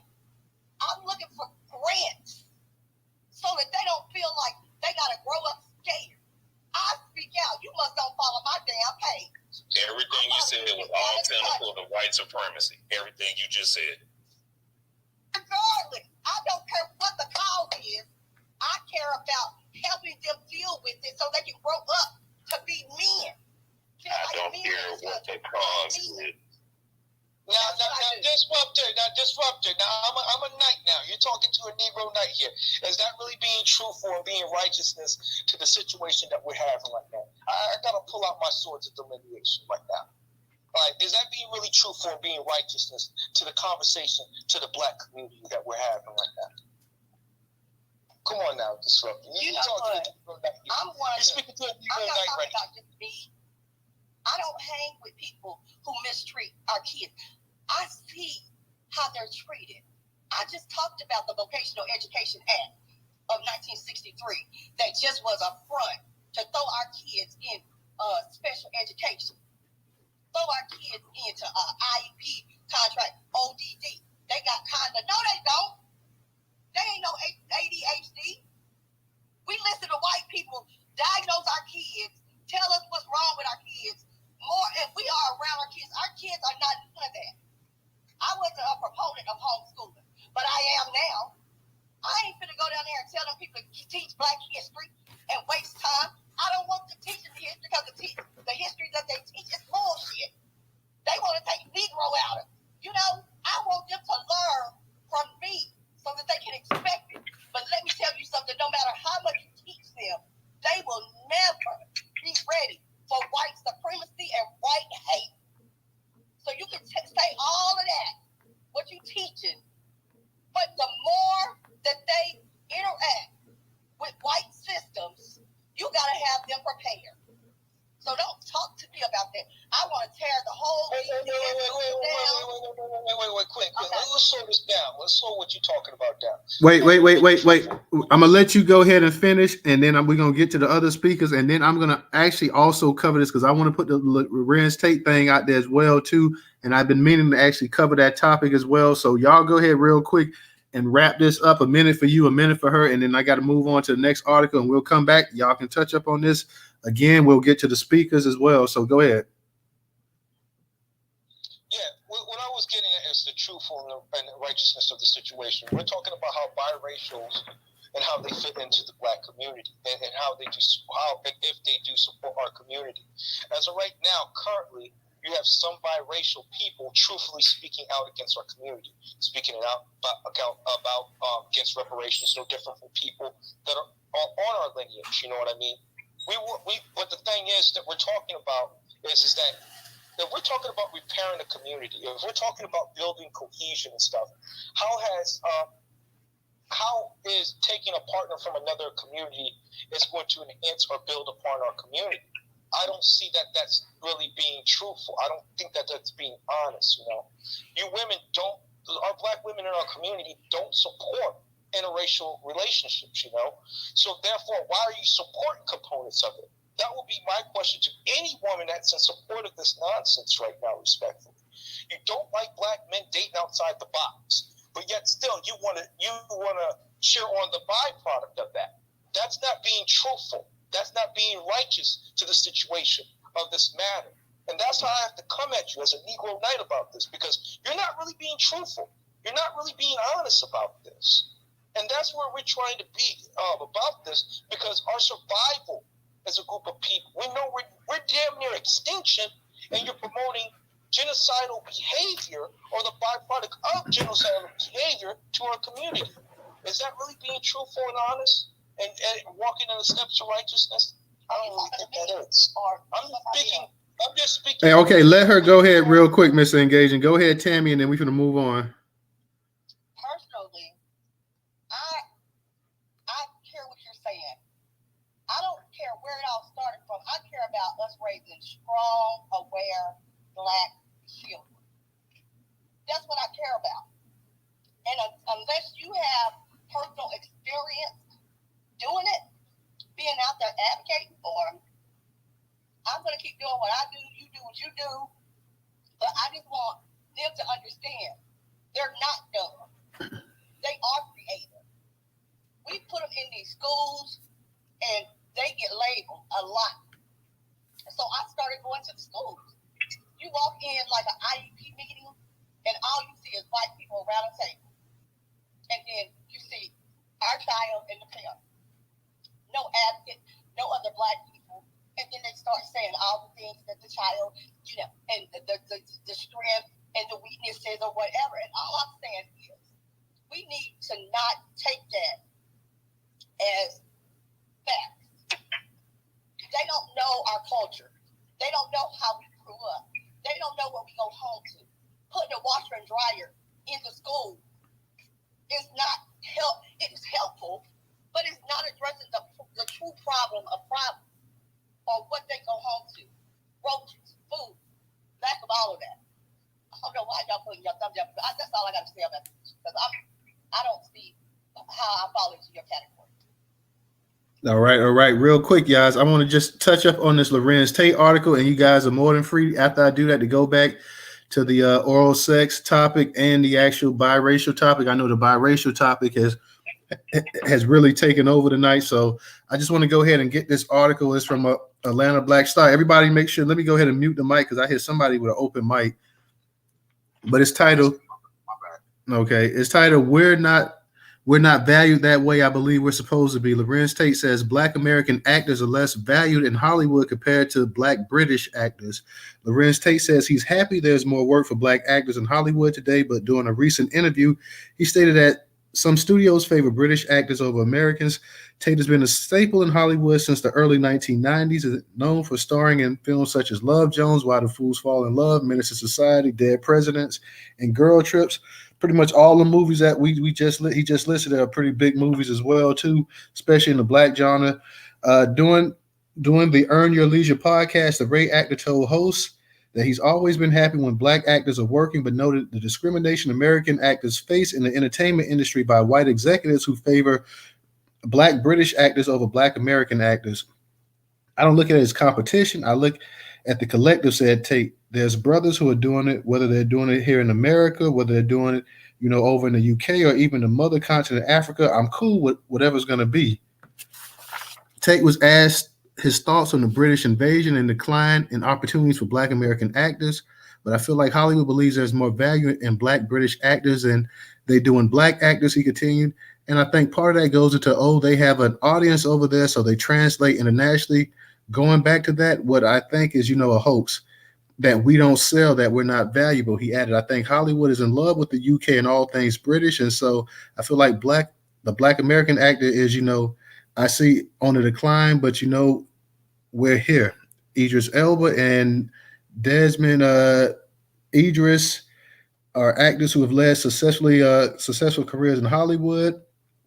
Tate went on to say he was happy for the Black collective and the British stars that are killing the acting game in Hollywood. The power actor also spoke on difficulties involving in filmmaking and getting paid fairly as a Black actor. He explained that an actor is only as good as their last project for the executives, and it's about the bottom line. We're told we're not as valuable as our white counterparts, and that's something historically that, we've been fighting against for too long. Black men, in particular Black women, we don't get what we deserve. The 47-year-old said he's learning to negotiate back-end royalties both nationally and internationally after learning that his films were selling overseas. He was initially told otherwise by executives about Black films and actors. It was said that Black people don't sell overseas. He said, I would go overseas and I would travel, and I would think no one knew who I was because we were not valuable over there, but that was not the truth. Tate added that people who didn't even speak English would repeat the dialogue to his films. They know how to say what you say about my mama. He later learned that those back-end royalties from overseas were going to the producers and executives instead of the actors who earn them. We work twice as hard to get twice as less as our counterparts, said Tate. And that being said, it's the same way. We're not valued that way. I believe we're supposed to be valued. Tate's remarks sparked a debate online between fans who agreed with him.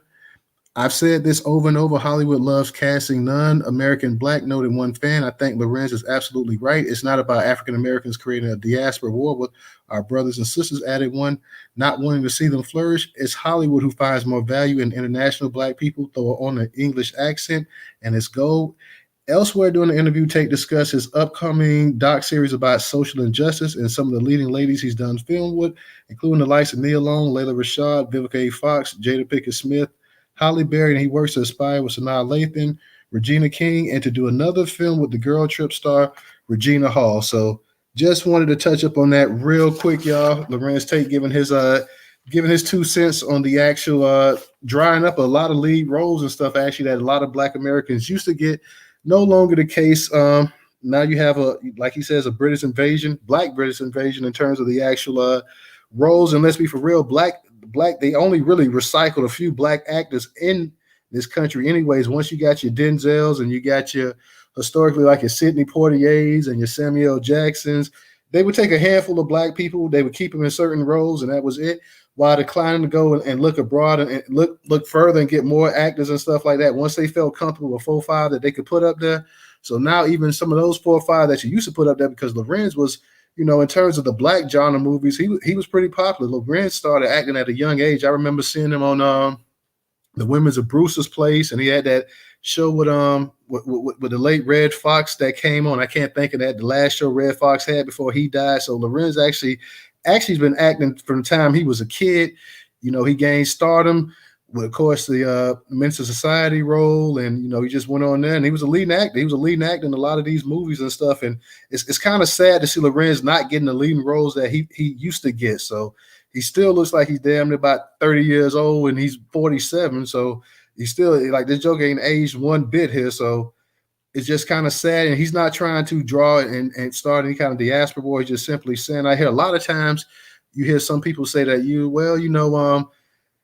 they say that Black Americans are, it's okay for people to come over and take roles. And at the same time, Black Americans don't get a chance to do any roles over in these other places, international roles. Nollywood in Nigeria is not beating down the door getting Black Americans to come over there and act. They're not landing roles in England and any other place in UK. So, it's kind of like a one-way street, and Black Americans are kind of being nudged out a little bit. And some of the most iconic characters and iconic people in Black American history, a lot of times now, even Black Americans are not playing this. I know people say, well, it doesn't matter because it's a Black person, this or that or whatever. But you had a lot of Jamaican people that got upset that they're supposed to be casting somebody, I think, is Bob Marley. That's not even a Jamaican. So, people get upset. And some of our biggest stars, Whitney Houston, Aretha Franklin, there have been people that weren't Black Americans that were cast in their roles as well too. So it's a little it's a little unfair, I would say the least. You know, like I said, nobody's hating. I know people say this and that or whatever. I don't understand the whole argument that black people don't sell internationally, because that's nonsense. Black people sell, whether it's music, whether it's entertainment, movies, or whatever. So they've always sold. So the nonsense they was telling everybody was just complete nonsense. But I wanted to touch up on that real quick. I know we got some hands up, and let me see who. I believe it might be Black Pressure. It might be Black Pressure. Let me get to Black Pressure, and then I'm gonna get to oh Lord, is this you, Trans, up here? Let me. Matter of fact, I'm gonna let you go ahead, Trans, since you hadn't spoke yet. I'm gonna let you go up here and say something. Go ahead and unmute your mic, Trans. Transformers.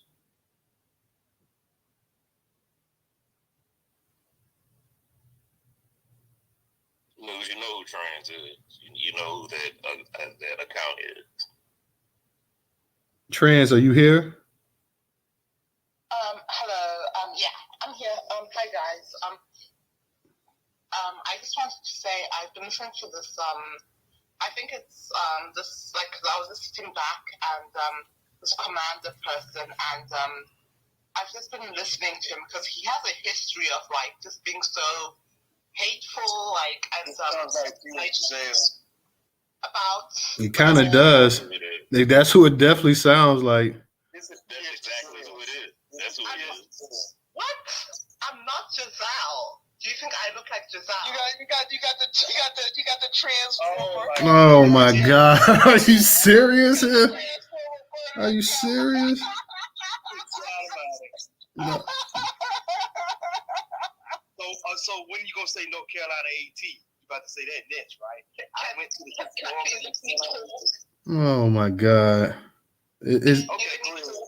Okay, Go ahead and get it out, man. Go ahead and say what you got to say. Yeah, man. Okay. But I wanted to say you, Commander, like you've been whatchamacallit, like in other space, like not other spaces, but in this space, and you've been like transphobic in the past. It's like today, it's like we seem to have an issue with those who might be like have some kind of racial mix or lineage mix, and in order to preserve a thing, some kind of precious bloodline, it's like you come off very like very not, how do I say it? No, that's not the right word I'm looking for. Very discriminatory, and it's like, so basically you see people who might have a slight, like some kind of like mix as being less of a human, or being less being tainted or something. And it's like just let people be. And even if black men want to date white women, or black women want to date white men, or whatever race, like just let people be. Stop messing with people, and just, you know, just, and if they want to be gay or transgender, just let them be. And then also and also repairing the black community. I feel like why should it matter if like a Okay, it's time for you to get the fuck out of here. Bye. Get your bitch ass out of here. No, I want to comment to all that. All right, y'all. All right. Let's show. She called out Commander. Commander needs to address this. No, hold on. I'll say, don't unmute it, y'all. I'll say who addresses what or whatever, because Commander, you and Tammy just been having a nice long conversation as well too. We got other heads in the actual space that we got to get to. Now you can come back and say it after we get to Black Pressure, after we get to Professor had his hand up, after we get to Fred. So we just can't let one or two people dominate the conversation. So we got to go ahead and move it around the room. But you'll get a chance to respond as well too. Numi, every time I try to connect you, you always have an issue. Like every time I bring you up, Numi, like for whatever reason, like it knocks you down. So brother, she said something about discrimination. That's brother, I'm not. You my man and everything, Mr. Engagement. I'm gonna tell you how the space is gonna be run. Okay. You and Tammy, before I read the article, was actually just having a conversation back and forth. The space got to move now. You can put your thumb down all you like and not like it. That's just tough shit. But I'm telling you how it's gonna go. Black Pressure, go ahead and unmute your mic. Thank you, News. That's why we all come here. Your spaces have decor. So check me out right here, right? I'm about to attempt, I'm older, so I used to have this stuff memorized. My mind didn't work like it did when I was at 17, so give me a second. So I know a certain person brought up teaching our children. We have to teach our children, but don't teach them that. Don't bombard them with this and that. And who cares? And I don't care what the root cause is. Let me go down. When I talk, I do not hog the mics. Wait, just give me a few seconds, right? So I'm gonna go down the list, right? So I'm gonna start first and foremost with the transatlantic slave trade, Jim Crow, the Black Codes, the Tuskegee Experiment, Black Wall Street, the Ku Klux Klan, the MMR vaccine, Red Summer, Dred Scott decision, 3/5 compromise, police terrorism, school to prison pipeline, mass incarceration, a two-tier justice system, the 100-to-1 crack law, mandatory sentencing, Black identity extremes. And I said all that to say, who did that to who? That's the question. What group of people exacted that against another group of people? And once you can answer that said group of people that exacted that against the other group of people, why should we like them? And even more so, why would I produce children with an animal?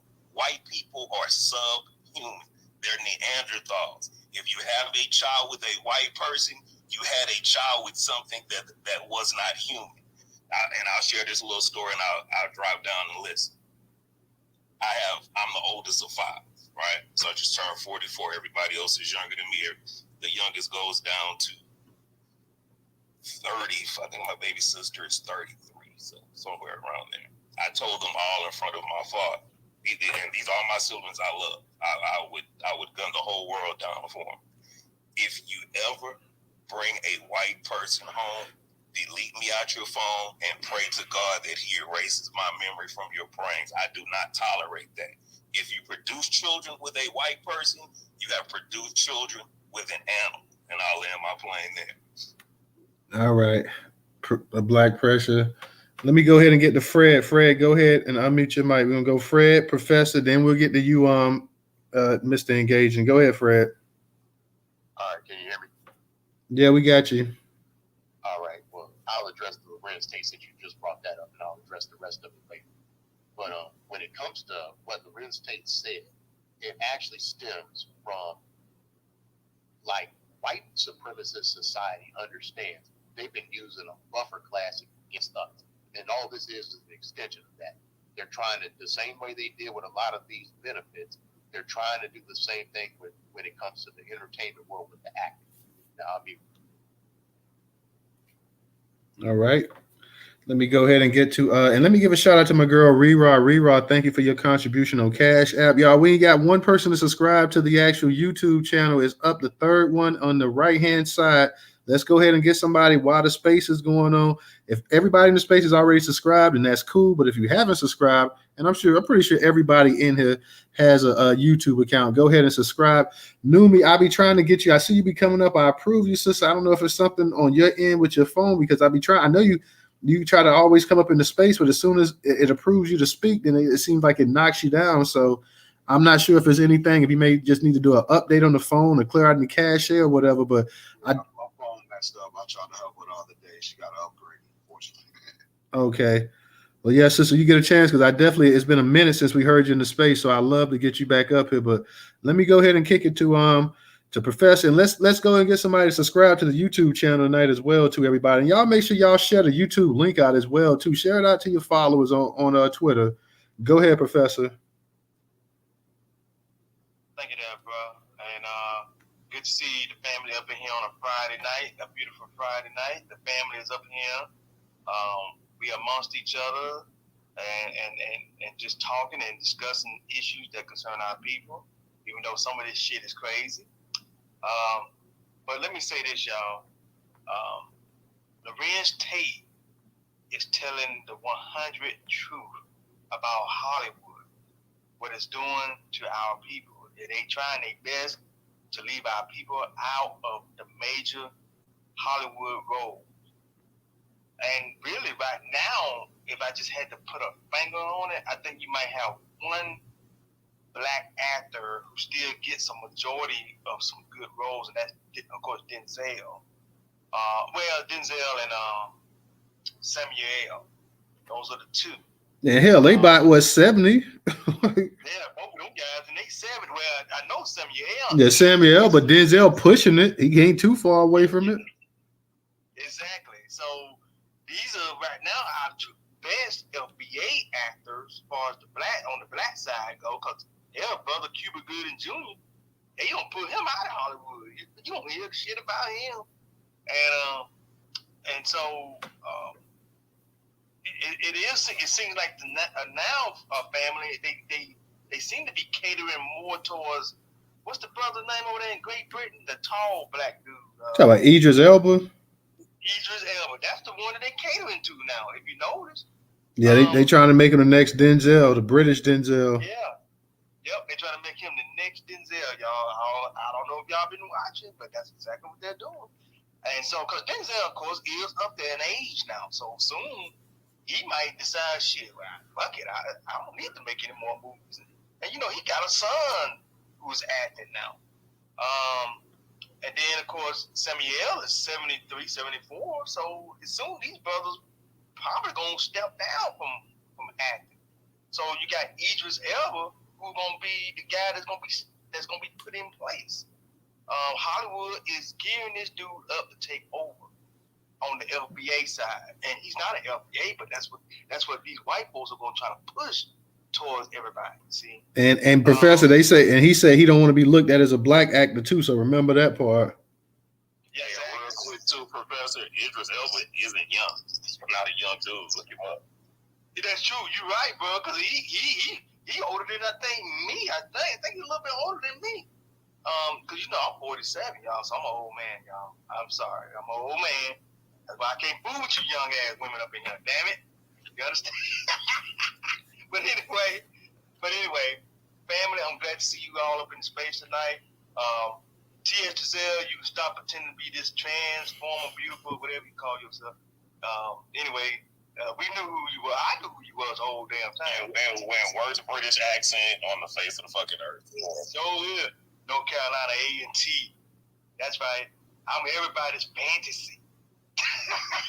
You graduated from a real HBCU, you lies. Ah, shit. All right, Newstoter, baby. Newstoter got to get back to the hands, so let's get them back to the hands. Yeah, let's go to Mr. Engaging. Mr. Engaging, you got it. Okay. I want to be truthful and honest with the whatever. Trans is beautiful. I know that they're not going to be honest with us because they're culturally different to our community. And I don't have any hostilities to the white community. I just want to be left alone and build a community of people of similar like-minded that wants to put us in a position of authority, actually put us in the driver's seat and actually get things done in our community, actually get some resources. That's where I'm getting at. I don't see having interracial relationships is going to strengthen and build our community, I don't see how it can build effective institutions by having many different cultures and backgrounds that might not have the same principles and stuff that might line up with our community and have the same historical relevance and precedent, So with that being said, those are some of the reasons why. I never called them animals. I never promoted that. But in the same breath, I don't want my lineage per se mixing in with other lineages, I don't see the benefit of that. I see a benefit. I know that there's a legacy in the lineage with my people. There's a legacy. There's money with my people. It's about putting my community, the Negro community, first. I'm not putting my sexuality first. I'm not putting other counterparts first or whatever. I'm putting my community, the Negro American Black community, first. And if that's a problem, that shows that you may be culturally indifferent to the values of the collective. I'm gonna leave it like that. All right. Let me go ahead and get to I think trans. It might be your go, then Tammy. Go ahead. Me or me right now or what? I think it's trans go. Actually, Miss Tammy can go first. It's okay. So this is what I was gonna say.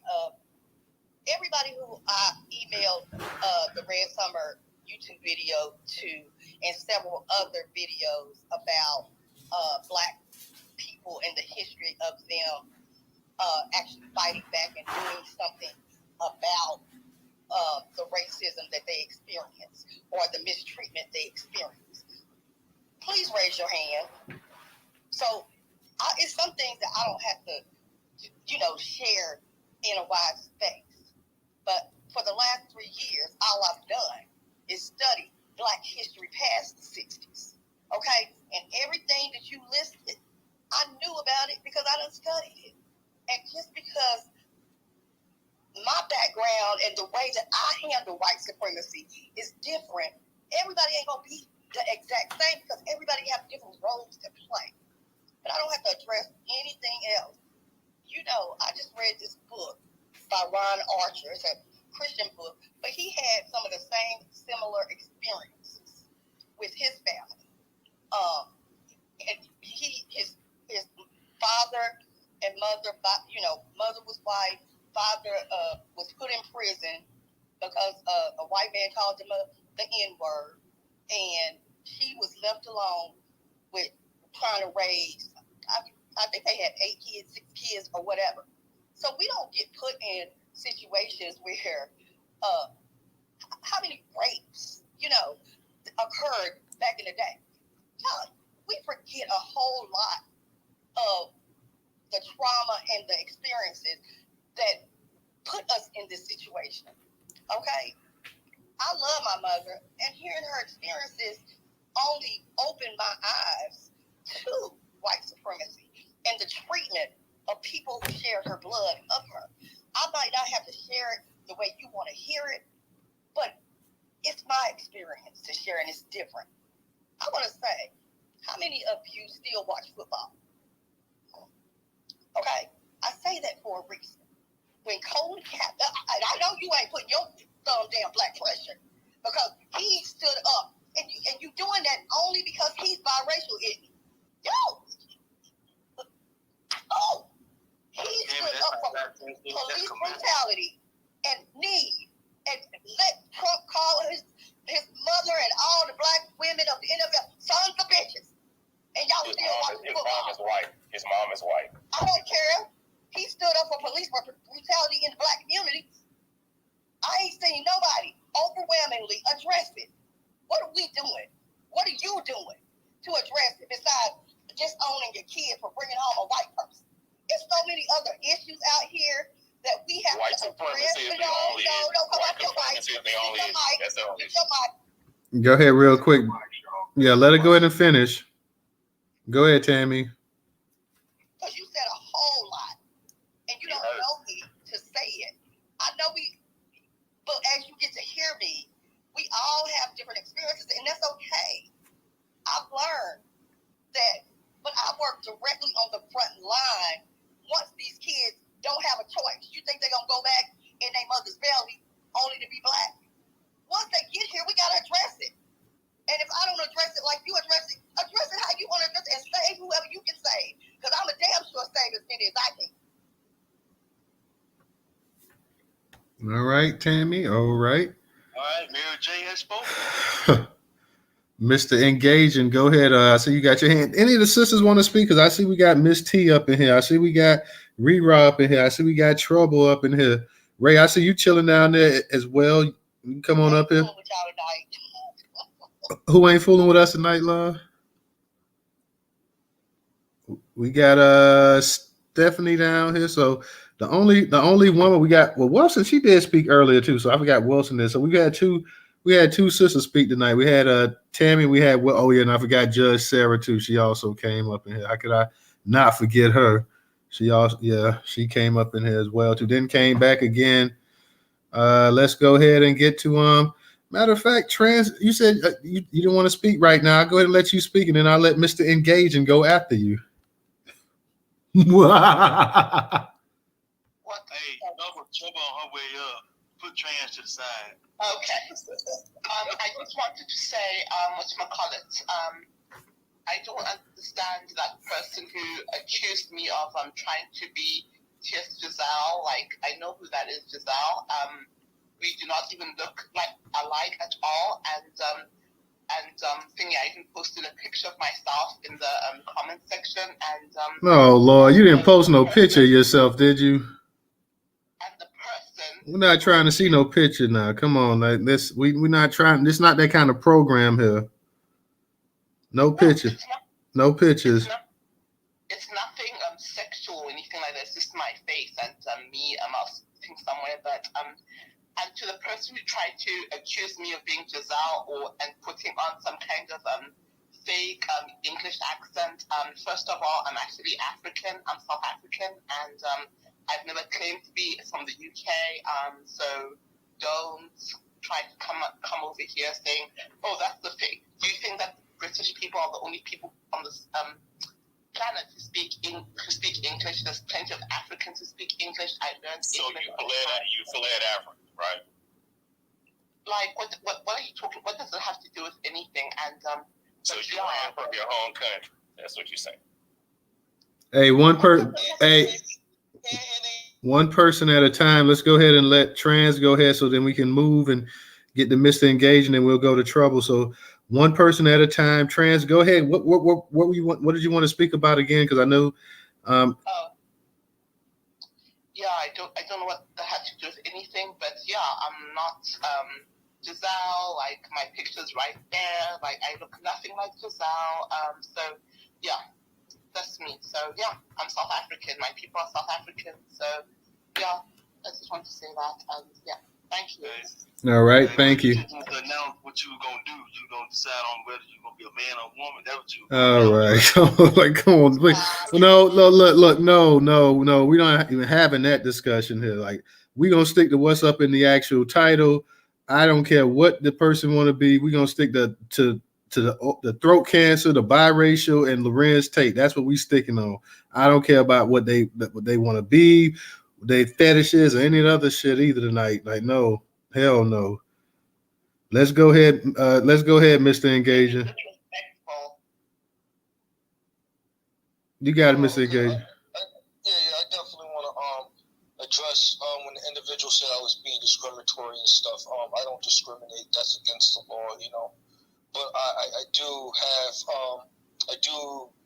exercise discretion, you know, when it comes to preserving my lineage and culture, you know. I do express those type of values because I think that that's very important to creating a beautiful Negro, Black American community. That's always going to be in my mind as a civic leader. I'm not the civic leaders of LGBTQ plus community. I'm a civic leader of a Negro Black American community. So my values are very different from those that are from other communities. So when they speak these things or say these things about the community, I feel like it's culturally indifferent to our community. One, they might not be from our lineage, but two, they also practice different value systems from another community, and then they bring those value systems into our community and try to judge us by their standards. And I think that that's morally and ethically wrong, especially since it's not that type of space. You know, from what I observe, it's a Black American or Negro type of space, you know. That's the reason why I pop up and show love. Not because it's a LGBTQ or whatever type of vibe space, you know. That's one thing I do want to respect, because I know that this brother keeps the integrity of the culture, because that's very, very important, to keep the integrity of the culture, to keep it nice and pure. Yeah, real talk. We're not hating on anybody. Whatever somebody wants to do, you know, you're a grown person. You can do whatever you want to, but we definitely, we're trying to go ahead and just talk about some topics, some serious topics as much as possible. And that's not to down anybody and their beliefs or whatever the lifestyle that they choose or whatever. You're grown and more power to you if that's what you want to pursue and want to do. But at the same time, I definitely don't want to take the conversation there, just to be respectful as possible. So let me go ahead. I see my girl is up here. Trouble, I asked for somebody to come when the other sisters would come, and Trouble came, sure enough. So Trouble, what's going on? I know you was probably sitting up there. I know you asked me about the Larenz thing, so that's why I wanted to cover that as well too. Hey, Newstoter, thank you. I appreciate you delving into that. I had came into the room a little bit space, so I hope you all are doing well tonight. So that's why I asked you. Hey, Professor. Hey, Tammy, Black Pressure, Fred, Commander, Miss T, Stephanie, Original, DJ up in the cut, Trans is beautiful. So I don't have a dog in that race, but I have been, fellas, I have been in several spaces where Trans is beautiful and Giselle have both been in the space and speaking at the same time. So they are not the same person. So they're not the same person. Moving along, the oral sex and the throat cancer thing is not really my topic of, cup of tea on topics. I'm a receiver, not a giver, but not. Oh Lord. Damn. I know my boy ain't the headless horseman. Stop, Trouble. Stop. Well, he doesn't require it, so I love that. But at any rate, I do think the HPV thing is quite curious. I didn't learn about that until my voice was of a particular age, when the doctors were constantly trying to strongly suggest, because it's not mandatory, that they get the HPV shot. And so my husband always declined as far as the boys was concerned, because that wasn't something that we grew up with, and he didn't have enough. Well, we didn't have enough information on where this thing came from and why it was necessary to get vaccinated from it. And it wasn't something that the doctors would willingly really go into detail about, especially without being frustrated at the whole question of us even questioning them about it. A lot of times they want you to say, they suggest these things and they expect you to just willingly give your children these vaccinations, without questioning. When you question them, they get frustrated. So when you get frustrated, I get frustrated, and I say, you keep that shit. There was at one point in time when my son was due for a slew of immunizations that he had to have for school, and I waited till the school forced me to get these vaccinations in order for him to come. And what the doctor did was, we had a back and forth upset, and that was one day that my husband had showed up at the doctor's appointment, and he had told her specifically no to the shot. Well, when she sent the woman in to do the shots, somehow my son ended up getting a shot of the HPV, and those are a 2-shot type of deal. And so, needless to say, we are not going back there again. And as we were leaving, she sent the nurse to come running back to say, oh, well, we're sorry, there was a mix-up. And he accidentally got the HPV, and he didn't get the actual vaccine that he needed for school. And I don't think it was a mix-up. I think it was it was done on purpose. In the end. So, that's how I feel about that. And I don't know what, I just, boy keep calling me if he don't leave me alone. And so I think that I just feel like people be in the laboratory and they trying to force things on us, and they're coming up with these things to say that this is what it is and this is what you need to do and why we need you all to go ahead and have these shots that we know that y'all don't want to get. And so let me just, because my child keep calling me. So biracial kids, I think that biracial kids need to. Oh yeah, you still there, Trouble? Because I hear you. Okay. Let me come back because my child keeps trying to call me. That's cool. I'll That come back. that's cool. We got a new speaker up here. Let me get to Clarice. Well, let me get to Clarice, and I want to get to Stephanie real quick, and then we'll get back to you guys. Go ahead, Clarice. Peace to everyone in the space. Came up to speak about one of the topics, if that's okay. Since the sister was just talking about HPV, I didn't know that that's what the cancer was related to. I thought it was something else. And in terms of the HPV, I don't know if anyone know how it's caused or where it comes from. Or if anyone remembers when it first came out, it was only, they had it where it was only preteen girls that was getting this type of cancer in their reproductive system. So, but then as time went on, they revealed the truth that the reason why these preteen girls were getting it, or women were getting it, period, is because males have a lot of unprotected sex, and they contract the HPV and they pass it to women. And they it was out a long time before they said, okay, really it's the men that's giving to the women. Because when it first came out, it was only women. After a couple of years, then it was, we should start vaccinating. And they marketed to preteens because at that time, preteens were engaging in sex. That was the time period it was happening. So that's why they marketed to preteen boys and girls. But it's the male that gives the cancer to the female because the male is more promiscuous than the male. Again, this is when it finally hit, and that's what was put out. And they even went into teaching it in high school that way. In high school health class, they started having it's in the textbooks in high school now that this is where the HPV comes from. This is how you get it. This is how you stay protected. So I just wanted to add the information in there for someone, to give that background, because I remember when it came out and I paid close attention to it. Because at first it was like, what is HPV? Because when it first came out, they wasn't saying it was a type of cancer. They wasn't saying this. They were just like, oh, get your teenage girl vaccinated. So they were very kind of not upfront and direct with the information. So yeah, because I used to work in high school, I'm able to say that they put it in the textbook. So I just wanted to share that part. I land. Thank you. All right. Thank you. Let me go ahead and go. We got Trouble. I know Trouble. Go ahead and finish what you were saying. Oh, it must have knocked her back down to listener. She'll be. No, I'm still here. Okay. Now, because I saw you as a listener, but go ahead, Trouble, and finish what you were saying. Okay, so I kind of agree with Tammy when it comes to the biracial kids thing.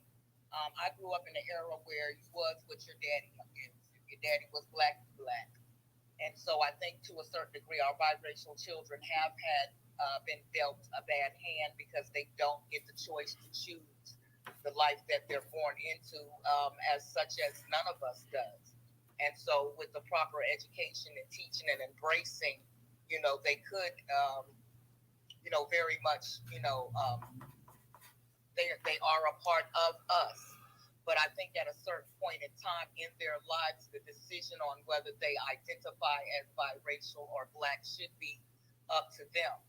There's not very many biracial children on my mother's side of the family, and those that are do not come around for the most part. When they do, they kind of, some people treat them like, the best thing since sliced cheese. They just children to me. On my father's side, there are a lot of biracial children, but I don't really get down with that side as much. So I don't really have a whole lot of experience family-wise with biracial children, but the ones that I have been in contact with, it really just depends on who they are raised around, as far as the blackness that they ingest and take in, and how they view themselves. And they do catch hell from both sides. On the black side, they're not black enough a lot of times, not all the time. And sometimes on the white side, they're not white enough, so they grow up with this sense of confusion, and then society treats them a particular way. Sometimes they treat them as if they're better than the other blacks, so you're not like those blacks. And so it's a mentally confusing thing. So I think to a certain degree, once they get to a certain stage in their own lives, they should get to choose for themselves. And that's all I have to say about biracial children, because I don't have a dog in that fight either. Everybody in my line, in my household, is black, black, black, and black. And it better not bring home nothing other to confuse it. If they do, Preach, preacher. Preach, preacher. If they do, because people don't often do what their parents want them to do. They already know my level of disappointment, but that's not to say that I'm not going to love your child any less. It's just to say that I'm gonna be looking at you funny every time. That's all. I ain't gonna treat the child bad, but I'm looking at your ass like, God damn it. But Larenz Tate, I'm so glad that brother came out and said what he said, because it's certain things I believe that us as Black Americans, whether it's about our music or our arts or whatever, we need to wake up the fact that we have been feeling like we are being replaced in a certain aspect, and it needs to be highlighted. And the only ones who can do it is those who are in those industries. When it comes to rap music, the rappers need to stand up. I've been waiting for a long time for Black American rappers to come out and start telling these other groups of people who keep claiming that they had a hand in hip hop, sit down and shut up, but there's no strong voices. So I'm glad that Larenz Tate finally came out and said something as far as the movie industry is concerned. Maybe some of our Black, music heads will start to step up in the same light and see, it's okay to speak up and say A, B, and C. That don't mean that you don't like your British or your Puerto Rican brothers and sisters, or however you view them, any less counterparts, but that's just to say you got to speak truth to power. If this is what's going on in the industry, damn it, speak on it.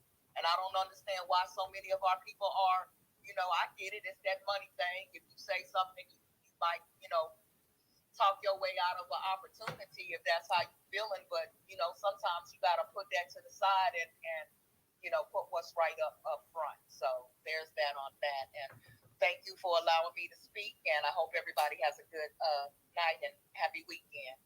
All right. Thank you, Trouble. Thank you. Let me go ahead and get to Stephanie. Stephanie, go ahead and unmute your mic. Hello, sir. Thank you for having me tonight.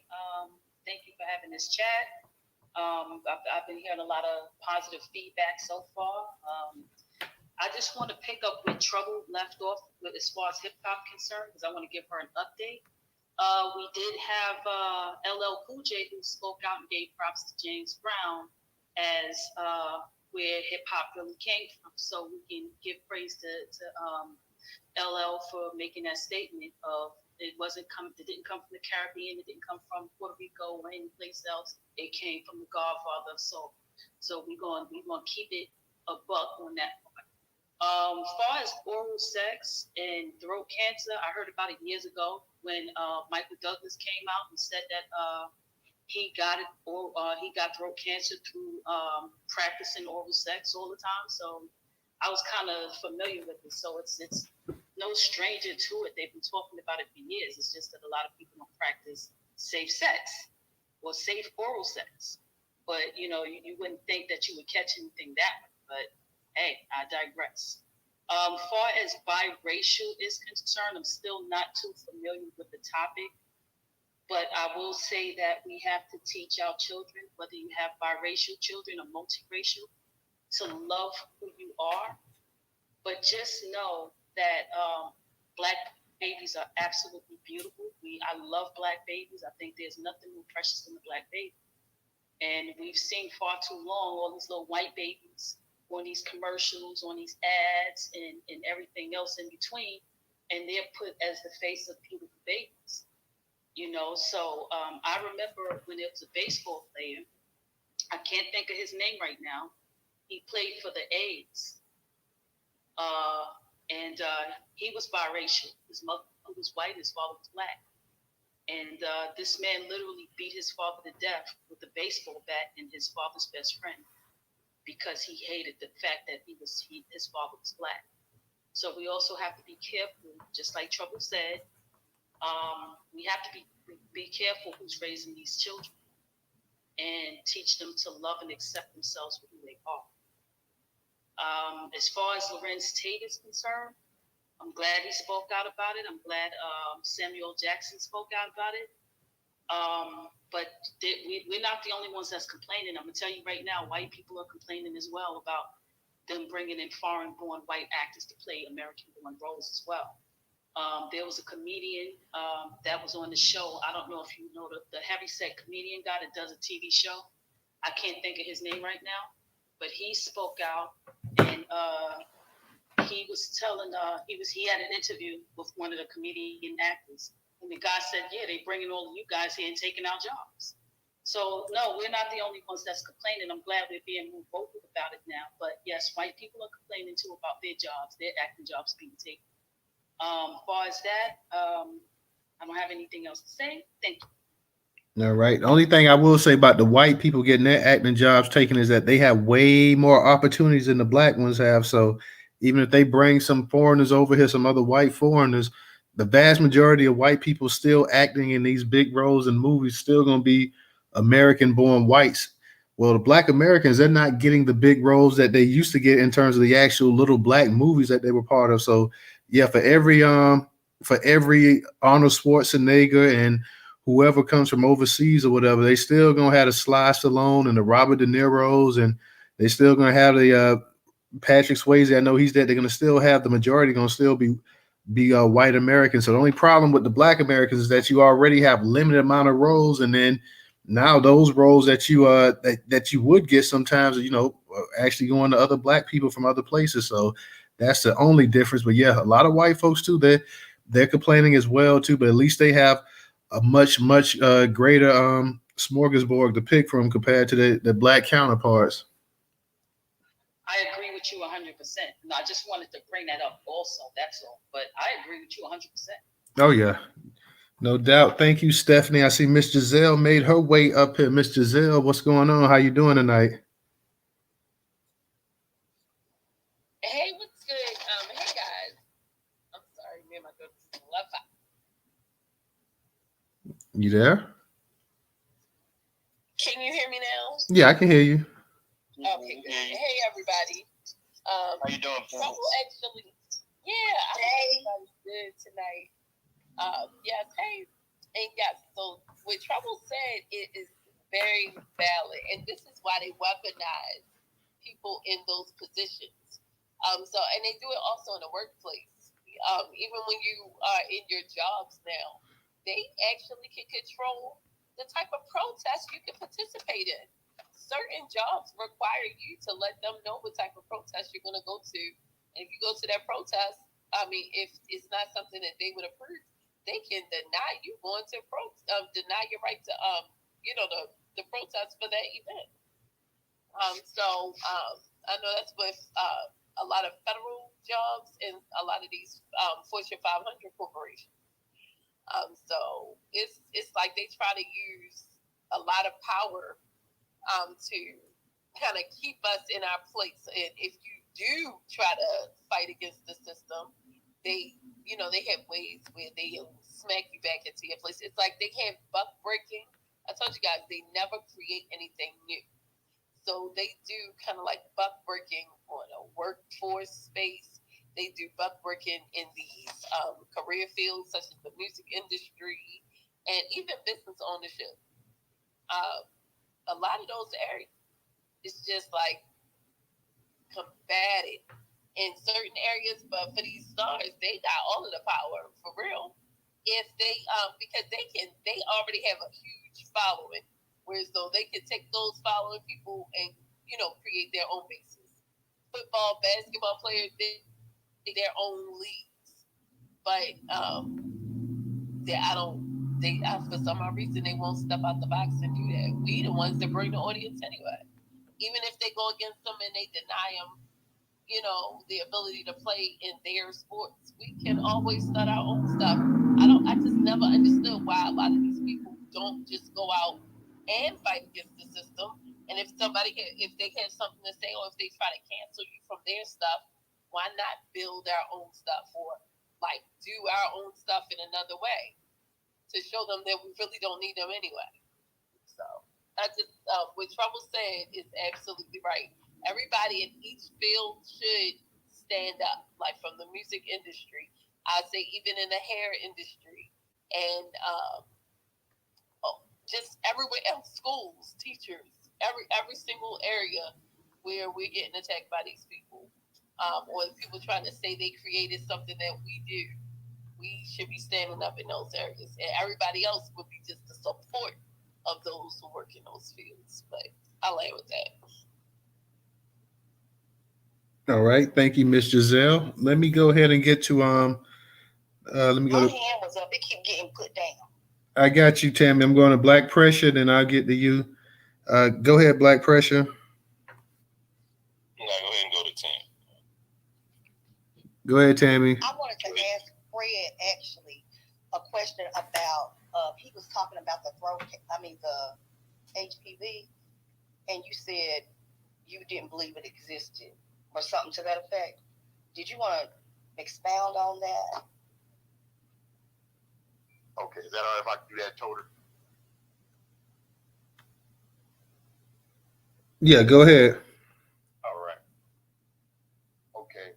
One thing that I've noticed about anytime there's some type of breakout, if y'all ever notice when you watch commercials, they'll bring up something like something you've never heard of before, like restless leg syndrome. Have you never noticed that? They'll start mentioning stuff like that over and over again. Late at night. Right, and they'll give you something to take for it. And see, this is something you've never heard of before. So now, here's the thing. You know cancer is not an STD. Cancer, it's not a cold. It's not like syphilis or gonorrhea. And the one thing about the CDC is that, in a nutshell, they basically said the reason they made it, in case there was some type of biological attack on America, they'd have some way to fight it. But when you look up polio, which the real name is poliomyelitis, when polio first came out, nobody got polio until they took the vaccine. When it came to AIDS, HIV, nobody got it until they took the shot. So when you talk about something like sex and cancer, think about what type of stuff were they pushing before this popped up. Because if you think about it, they be lying. Correct. Because see, if you think about it, there's people who are depraved enough to have sex with animals and they don't catch certain diseases. So if you don't already have it, cancer is something that your body has to have the type of environment for it to thrive. You can't just go out and catch cancer like whistling down the street and catch it like we do a cold. That's what I'm saying. Mute. Thank you. All right, let's go ahead and go to go ahead, Black Pressure. Go ahead now. Go ahead, skip me news. I'm caught up in a little mission right now, but I'll still look. All right, let me go ahead and we got a new speaker. Let me get to Buffy. Buffy, go ahead and unmute your mic. Hi, Newstoter. Thank you for allowing me to speak in your space this evening. Hi, everybody that's here. Hey, what's up? When I think of things like HPV, usually the percentage of cases is very low. However, they will make you think that this is something that is normal and something. For example, they had a commercial, and what it was the PTO moms dressed with their matching T-shirts at the PTO school meeting, all the cookie cutter suburban moms. And I mean, this commercial ran on a loop 24 hours a day here in Georgia. And when I see that right there, it gives me qualms. Being FDA approved is not a flex anymore for me.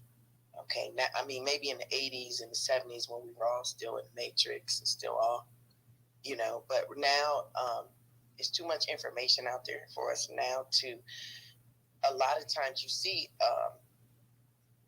the things that are good, they suppress, and the things that are, toxic for us, they push. I don't believe that HPV is something that you need to be vaccinated against. It's just a push behind big pharma. It's just another one of those things where they promote fear and they put a lot of money behind it. They're running commercials on it on a loop. So they try to convince you that this is something you need to do. I just wanted to speak on that issue, that topic alone. I'll wait to get into the other things that you have in your caption. But don't just, because like I said, if you notice, a lot of the things that we take that we know is beneficial for us, like sea moss and all that, none of that is FDA approved. And if you notice, they still allow ingredients in our food that's literally banned in other countries.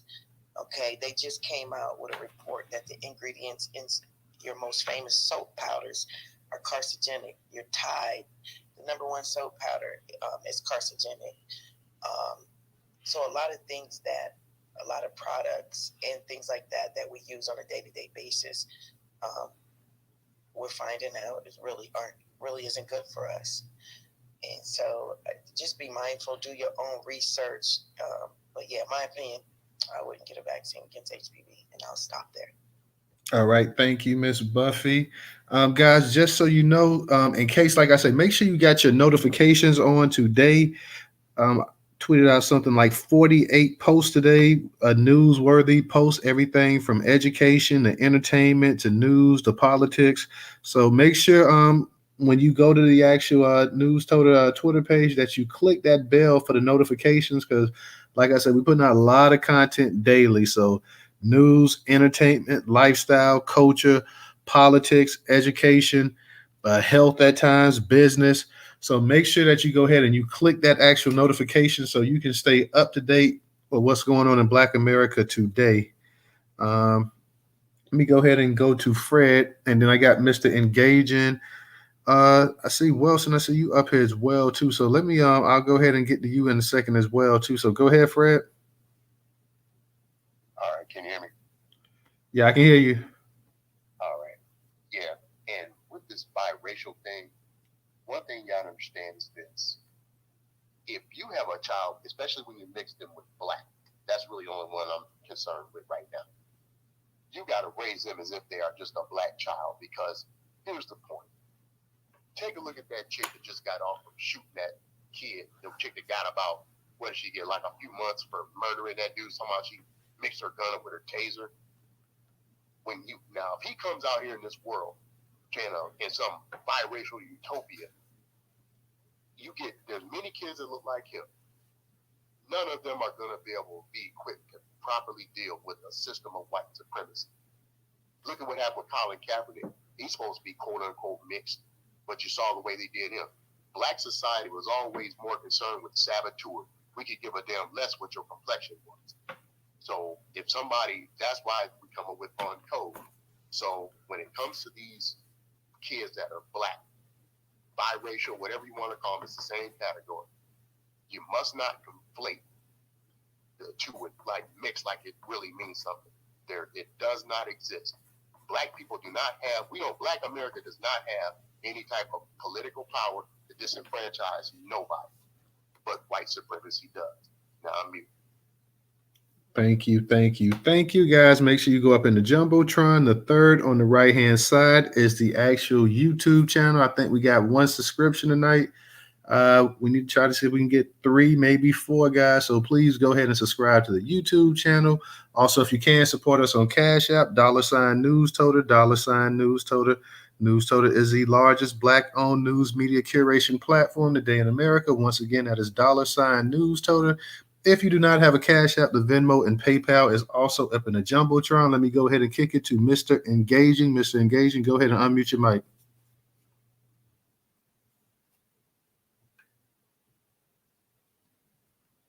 You there, Mr. Engaging? Mr. Engaging, maybe. Yeah, man. I'm sorry. It takes a minute for the screen to those tablets. It takes a minute for it to power up, man. Especially when you got the no finals. So I got grad school going on. So I wanted to comment more onto that biracial thing a little bit more. I'm just making an observation. Like, I see more women in the space, and it's not a diss, that like they support the biracial admixture, or they saying that they want to give more support, and this, that, and the third. And I find that a little bit controversial. And what I mean is that, like, the same breath they would want to have, they would want their son to bring home a wife that reflects them. You know what I mean? But they promote the other things. But when I look at other communities, they don't really promote that interracial stuff like that, like at all. Like it's like frowned upon. I just don't understand why is it like in our community where some of the ladies in our community feel like it's necessary, or it's something that we're like my man said, we're not in a position to disenfranchise them, and we're more or less trying to strengthen our ranks and strengthen our community. I don't see how that is going to build a healthy, cohesive community in the future. Like, if other people want to build a community of just interracial people, like that's cool. Like, that's on them. And I look at they probably already doing that. They probably already viewed as a buffer class. Like we got to be real about this. Even historical. Like, didn't the Haitian people they cut out the middleman on that situation because they felt like they couldn't trust them. Like, I'm sorry. History has a lot of indicators about these conversations. All right. Thank you, Mr. Engaging. Let me go ahead and go to Wilson. Wilson, go ahead and unmute your mic. Hi, everybody. I just wanted to say that, once again, if you have HPV, does not mean that you have cancer. It just means that you have an STD, and that it is a slow-growing STD, that if it goes undetected, or if it is detected and you do not treat it, that there is a possibility, not that it's guaranteed, but it is a possibility, that it can turn into cancer eventually, maybe years later. Everybody's body is different. Okay? It is not, again, solely, just a heterosexual STD. It can be anybody. And again, it is found in the anal area, the esophagus, and your mouth, and your vagina. So if you don't want to get any kind of vaccination to fight against it, that's your choice, and that's fine. But you have to make sure that if you are having unprotected sex, if you are having oral anal sex, if you are having, penis vaginal sex, I don't know, that you get yourself checked out regularly. And like I said, with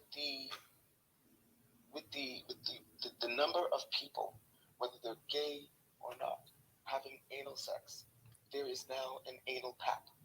Like there is a pap smear for women to check the vagina. There is now one for your anal area too. And so again, if you do have HPV, it is an STD. It does not mean that you caught it. Okay. 2, when you get your annual checkup, be very forthcoming with your doctor and ask for, maybe to take a test in your throat and any other place that you think, you need to be checked up. As far as biracial, I don't know. I always found, and I could be wrong, that depending on if the mother is white or black, pretty much determines the, I hate to say the word, but stability of that child. May not be necessarily the case for every person, but I've always found that if the mother is Black, I found that child to be a bit more stable, as opposed to a white mother. I think I always get a sense or the feel that that kid is, or that child is insecure about their biracial family and their South. Larenz Tate, well, I respect him so much, first of all, and I just respect him so much for what he said, because it seems as if Black American actors, who are fine actors and actresses, are being put on the back burner for very rude, very disrespectful and ungrateful foreign actors and actresses. And I just, it doesn't feel right to know, especially when you had the biopic of Nina Simone and Zoe Saldana played Nina Simone. That was just, I can't even think of a more, I just couldn't think of something more offensive. And then the actress who I always like to forget, I'm very proud that I don't remember her name, that British one who played Harriet Tubman. Horrible movie. Horrible. And she's horrible. I just don't like it. And I think, what's the other one? That man who played Martin Luther King in Selma. Horrible. The woman who played his wife, Coretta Scott King. Horrible. So I agree with Larenz Tate, and I really applaud him for that. So I just wanted to land with that one. And thank you so much. All right. Thank you, Wilson. Let me go ahead and get to Tammy. Tammy, go ahead and unmute your mic. I also, y'all remember, and while we're talking about, Hollywood has showed us it's a part of white supremacy. It's a part of America. When Jada Pinkett, what was she doing? Boycotting the Oscars, I think, a few years back. A lot of us laughed at her, called her all kind of who she thinks she is, don't nobody care. And it was very, either we do not stick together on nothing. It's just kind of confusing, and then what are we going to do about it? We don't have to pay money to go see Star Wars. We don't have to go spend money, but we'll so talk about a Black movie. I ordered The Peoples. It wasn't that great of a movie, but it had I think I'm looking more at how can I support Black everything. I don't even stop shopping most of the time. I don't shop at Amazon. I don't shop at certain places. I don't do it. We can't even come together to boycott Twitter for one day. Black people have so much power, and we don't use it. And we did a Twitter boycott for a weekend. I think it was, or 48 hours. Was that? I think. Yeah. Was it for? I think it was just for a day. Remember? I think it was a day. Yeah. And we said, come over to social.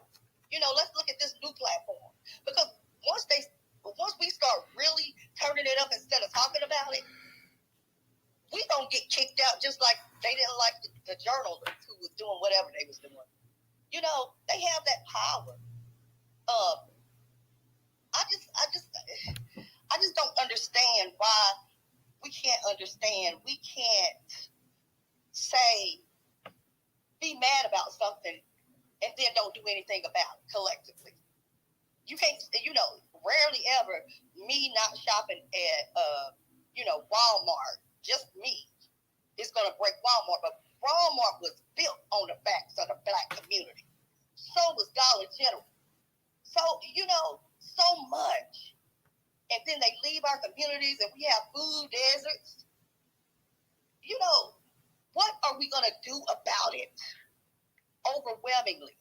We have too many different people, talking about, you're not doing this and I'm doing the part that I can do. I can only see where I can be beneficial.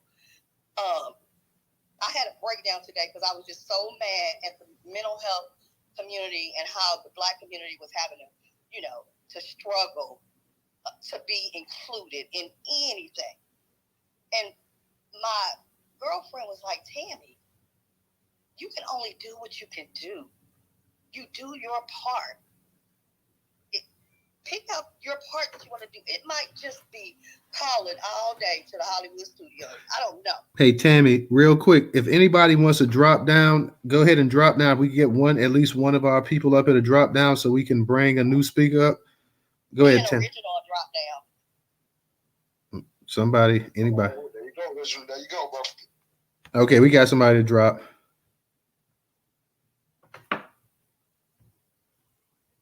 You go ahead, Tammy. You can drop me down too. I'm getting my studies on. I'm gonna drop down too. We'll talk tomorrow, Mr. Engagement. Okay. Okay, well we got some people to drop, so What you mean we talk? What did I do wrong? All right, Tammy. I think Tammy might be done. So let me go to I'm dropping too, so nobody can take mine. Okay. Peace, bro. Peace to you guys. Y'all have a good night. If y'all dropping down or dropping out, peace to everybody that's dropping out. Let me go ahead and get to Stephanie, Miss Giselle. Then I'm gonna get to Original, and I'll get to you, Trouble, as well too. Go ahead, Stephanie. Okay, thank you. I just wanted to respond to Miss Giselle and let her know that what's his name, Kyrie Irving. A couple of years ago, he did speak on a Black Association, and he quickly got shot down and was demeaned and they calling him crazy and saying, "Oh, he didn't say anything. He just said something stupid." Whatever. They just shut him down. And this was after the death of George Floyd. So he was like, you know what? We need to start and own our own NBA, our own basketball association. And this came out of his mouth. Anytime we try to form something for some type of power, there's always somebody that just shuck and jives that just shuts the whole thing down. And then the argument it's just like that. Another thing that I wanted to bring to the Newstoter was that according to the OMB, okay, they are making grounds as far as we're going to be labeled. But you got the CBC, the Congressional Black Con Job. They they stagnated and asked for an extension. So we got to be careful. And I wanted to know your thoughts on it. If we can bring this up on the room one night, we really do appreciate it. Thank you. Okay, because I had stepped away just for a second. I heard you say something about the OMB, and they brought something up. They asked for another extension. Oh, okay. So they're trying to add Afro-Latino, and they're trying to add Afro-Caribbean. Yeah, so I wanted to make you guys aware of it. We've got to be careful, and we've got to keep this in conversation and rotation so that we don't miss the mark on that. And I also think that we could do it during the reparations rally, so that way they can know that we really mean business and where we stand at as far as our lineage and what we identify ourselves as. Okay, thank you, Stephanie, for bringing that to our attention. It's not really surprising the way how long this stuff is taking to get place. Not only that, but you're gonna have a bunch of different ethnic groups and things trying to create their own little titles and everything else too. So you're just gonna have to just watch it closely and monitor it just to see exactly what's going on with that. But that's something we can definitely look at for one night and possibly discuss that in the space as well too. So thank you for bringing that to our attention. Let me go ahead and get to Miss Giselle. Miss Giselle, go ahead and unmute your mic. Yeah, can you guys hear me? Yeah, we can hear you. Yeah. So I think that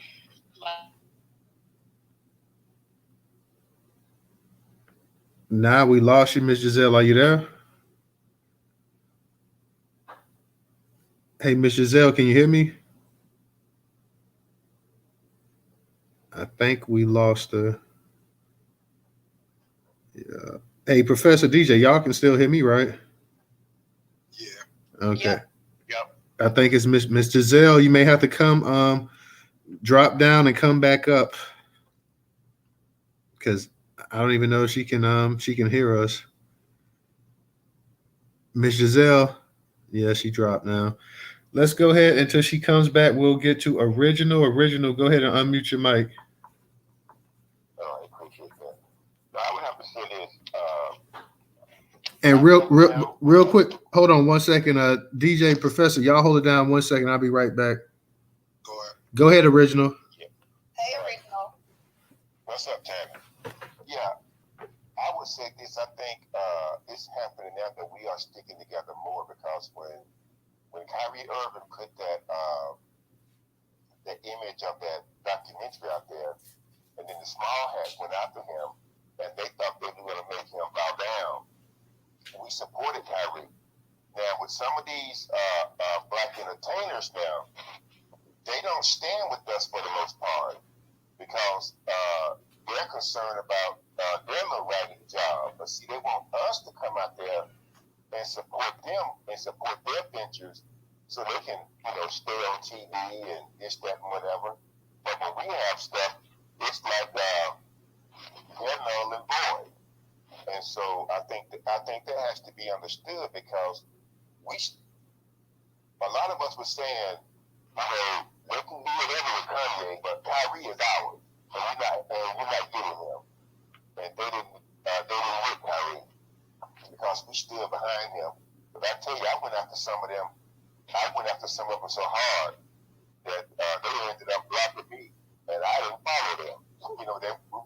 The conversation was going on, and they didn't like what I was saying, but did I give a damn? No, I surely didn't. And but yeah, I think we need to watch that. And what we are going to have to do too, we are going to have to go after the Congressional Black Caucus and all black elected officials on the local, state, and national level. Because if the Congressional Black Caucus is trying to add Afro-Latino to us, now I understand that, they are black and where they come from, but if you're not gonna represent us, because if you look at any black elected official across this country, I'll give you two examples. There's two justices up there in Tennessee. Now the one with the afro, when you hear him talk, he will say black and marginalized people. Well, who are these marginalized people? Same thing with this old organization that's financed by white folks, but they got a black face on it. Black Voters Matter. That's what they have that same thing in their little bio about black and marginalized people. And so my concern is that who are these marginalized people we're talking about? Because see, you got all these other demographics. They double dip. We barely get an eighth of a dip when the resources are bring it up. And so I think it's going to be we're going to have to let the Congressional Black Caucus know. You don't unless you have a conversation with us, you don't add anybody to our. You don't add anyone to our group because they've done this for so long that they feel like they're entitled. That's the problem. That's my point. We've allowed them to do this for so long that they feel entitled to do it. And see, then they're back. A lot of them, they're backed by these fraternities and sororities. See, that way did it. Yeah, that is true. That is true. And so we're going to have to let them know. You don't make that decision unless you have a conversation with us because we did not send you there to make a decision without us. And that's just being real with you because, if you see the same thing with Stacey Abrams running for, she was running for Big Swole, rather. She was running for governor of Georgia. Now, she told black folk she couldn't do anything for us specifically because we were only 13% of the population. But she did not have that same, she did not tell, I always said the big white community that because she knew that they were pull their support from her.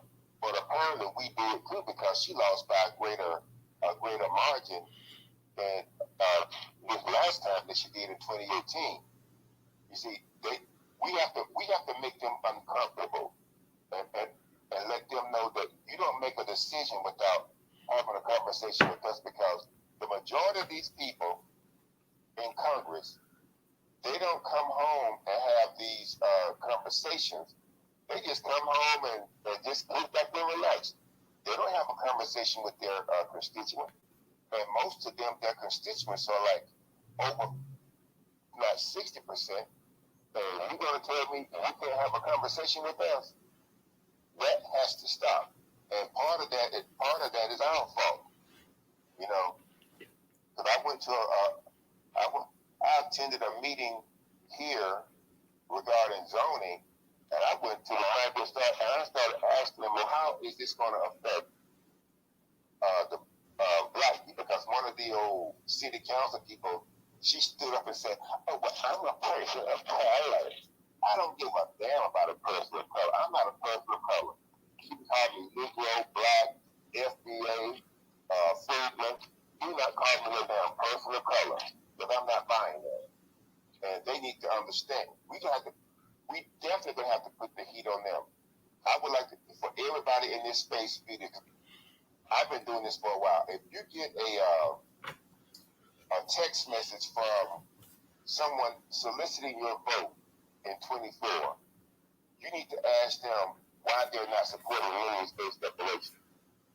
And you need to start contacting your local and state official as well as the national official and asking them that same question. Because until we start putting and let them know, if you don't come out and support lineage-based declaration, we're not voting for you or your party. That's just how it is. If Donald Trump gets in again, hell, let them know that you really don't care if he gets in again. Because see, the problem is we have not put pressure on them. And since sister said that the congressional black coons asked for an extension, towards this the OMB, we need to start contacting them right now and letting them know, this is not your decision alone, and we need to do that like quick. Invite them to come speak.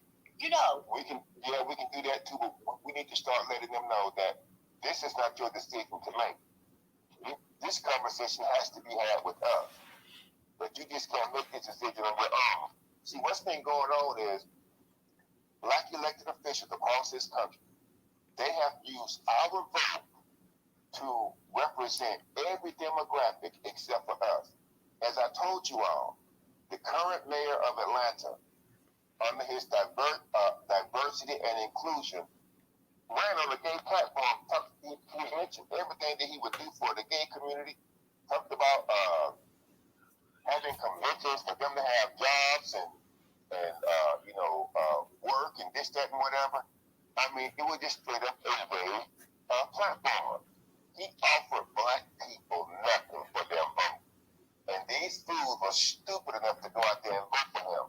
Even the previous mayor, when she ran, she had on her platform what she would do specifically for the gay community, but she didn't have as of now, Atlanta is still a majority black city.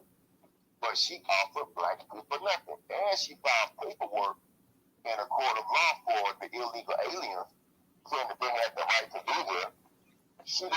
Reparations was a hot item when she ran. Hey, real quick. Hey, real quick, original. Like, I want everybody to try, because we're not gonna keep the space open that much longer. But I want everybody to try to stay just on the actual topic that we had going tonight. I know they kind of started going to something else, but let's try to just stay on this topic, because we're not gonna keep the space open much longer, y'all. Okay, well let me land with this. I just said, people, we need to start going after these on the local, state, and national level. Start going after these elected officials and letting them know exactly who run this. Because I tell you, until they understand this, they're gonna continue these same shenanigans in our land.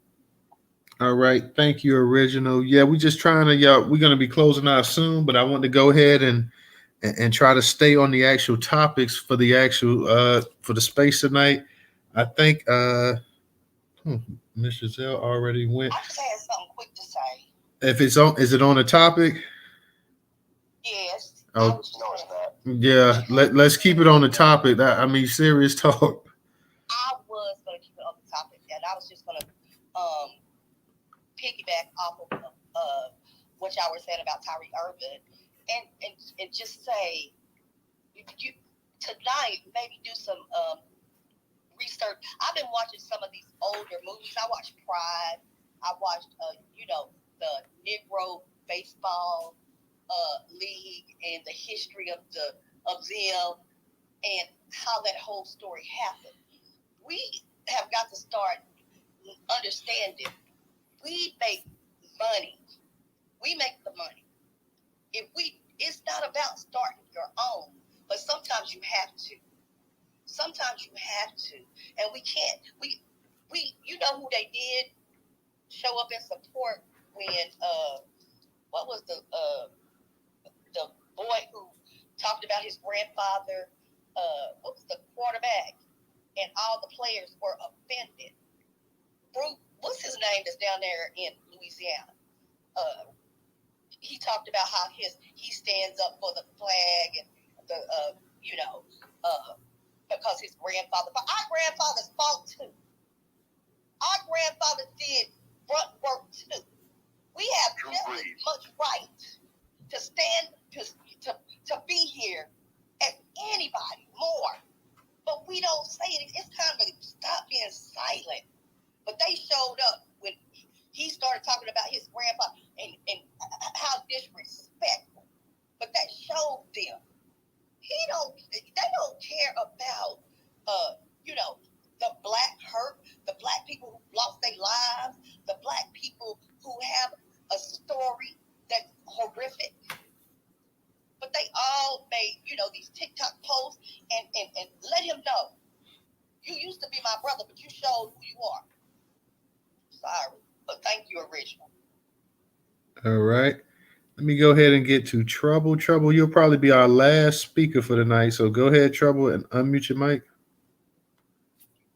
Hey, I was originally coming back up here to respond to Mr. Engagement, but since he's not here, there's really no real point. I just want to make the point that he was addressing me with the y'all women comment in reference to you saying what you don't want your children to come home with, but still champion biracial children.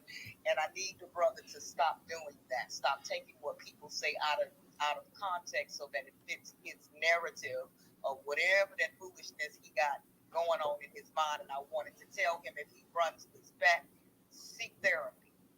That's all. We can't help him. Seek a little bit of therapy. Oh, okay? Lord. But not be able to help him.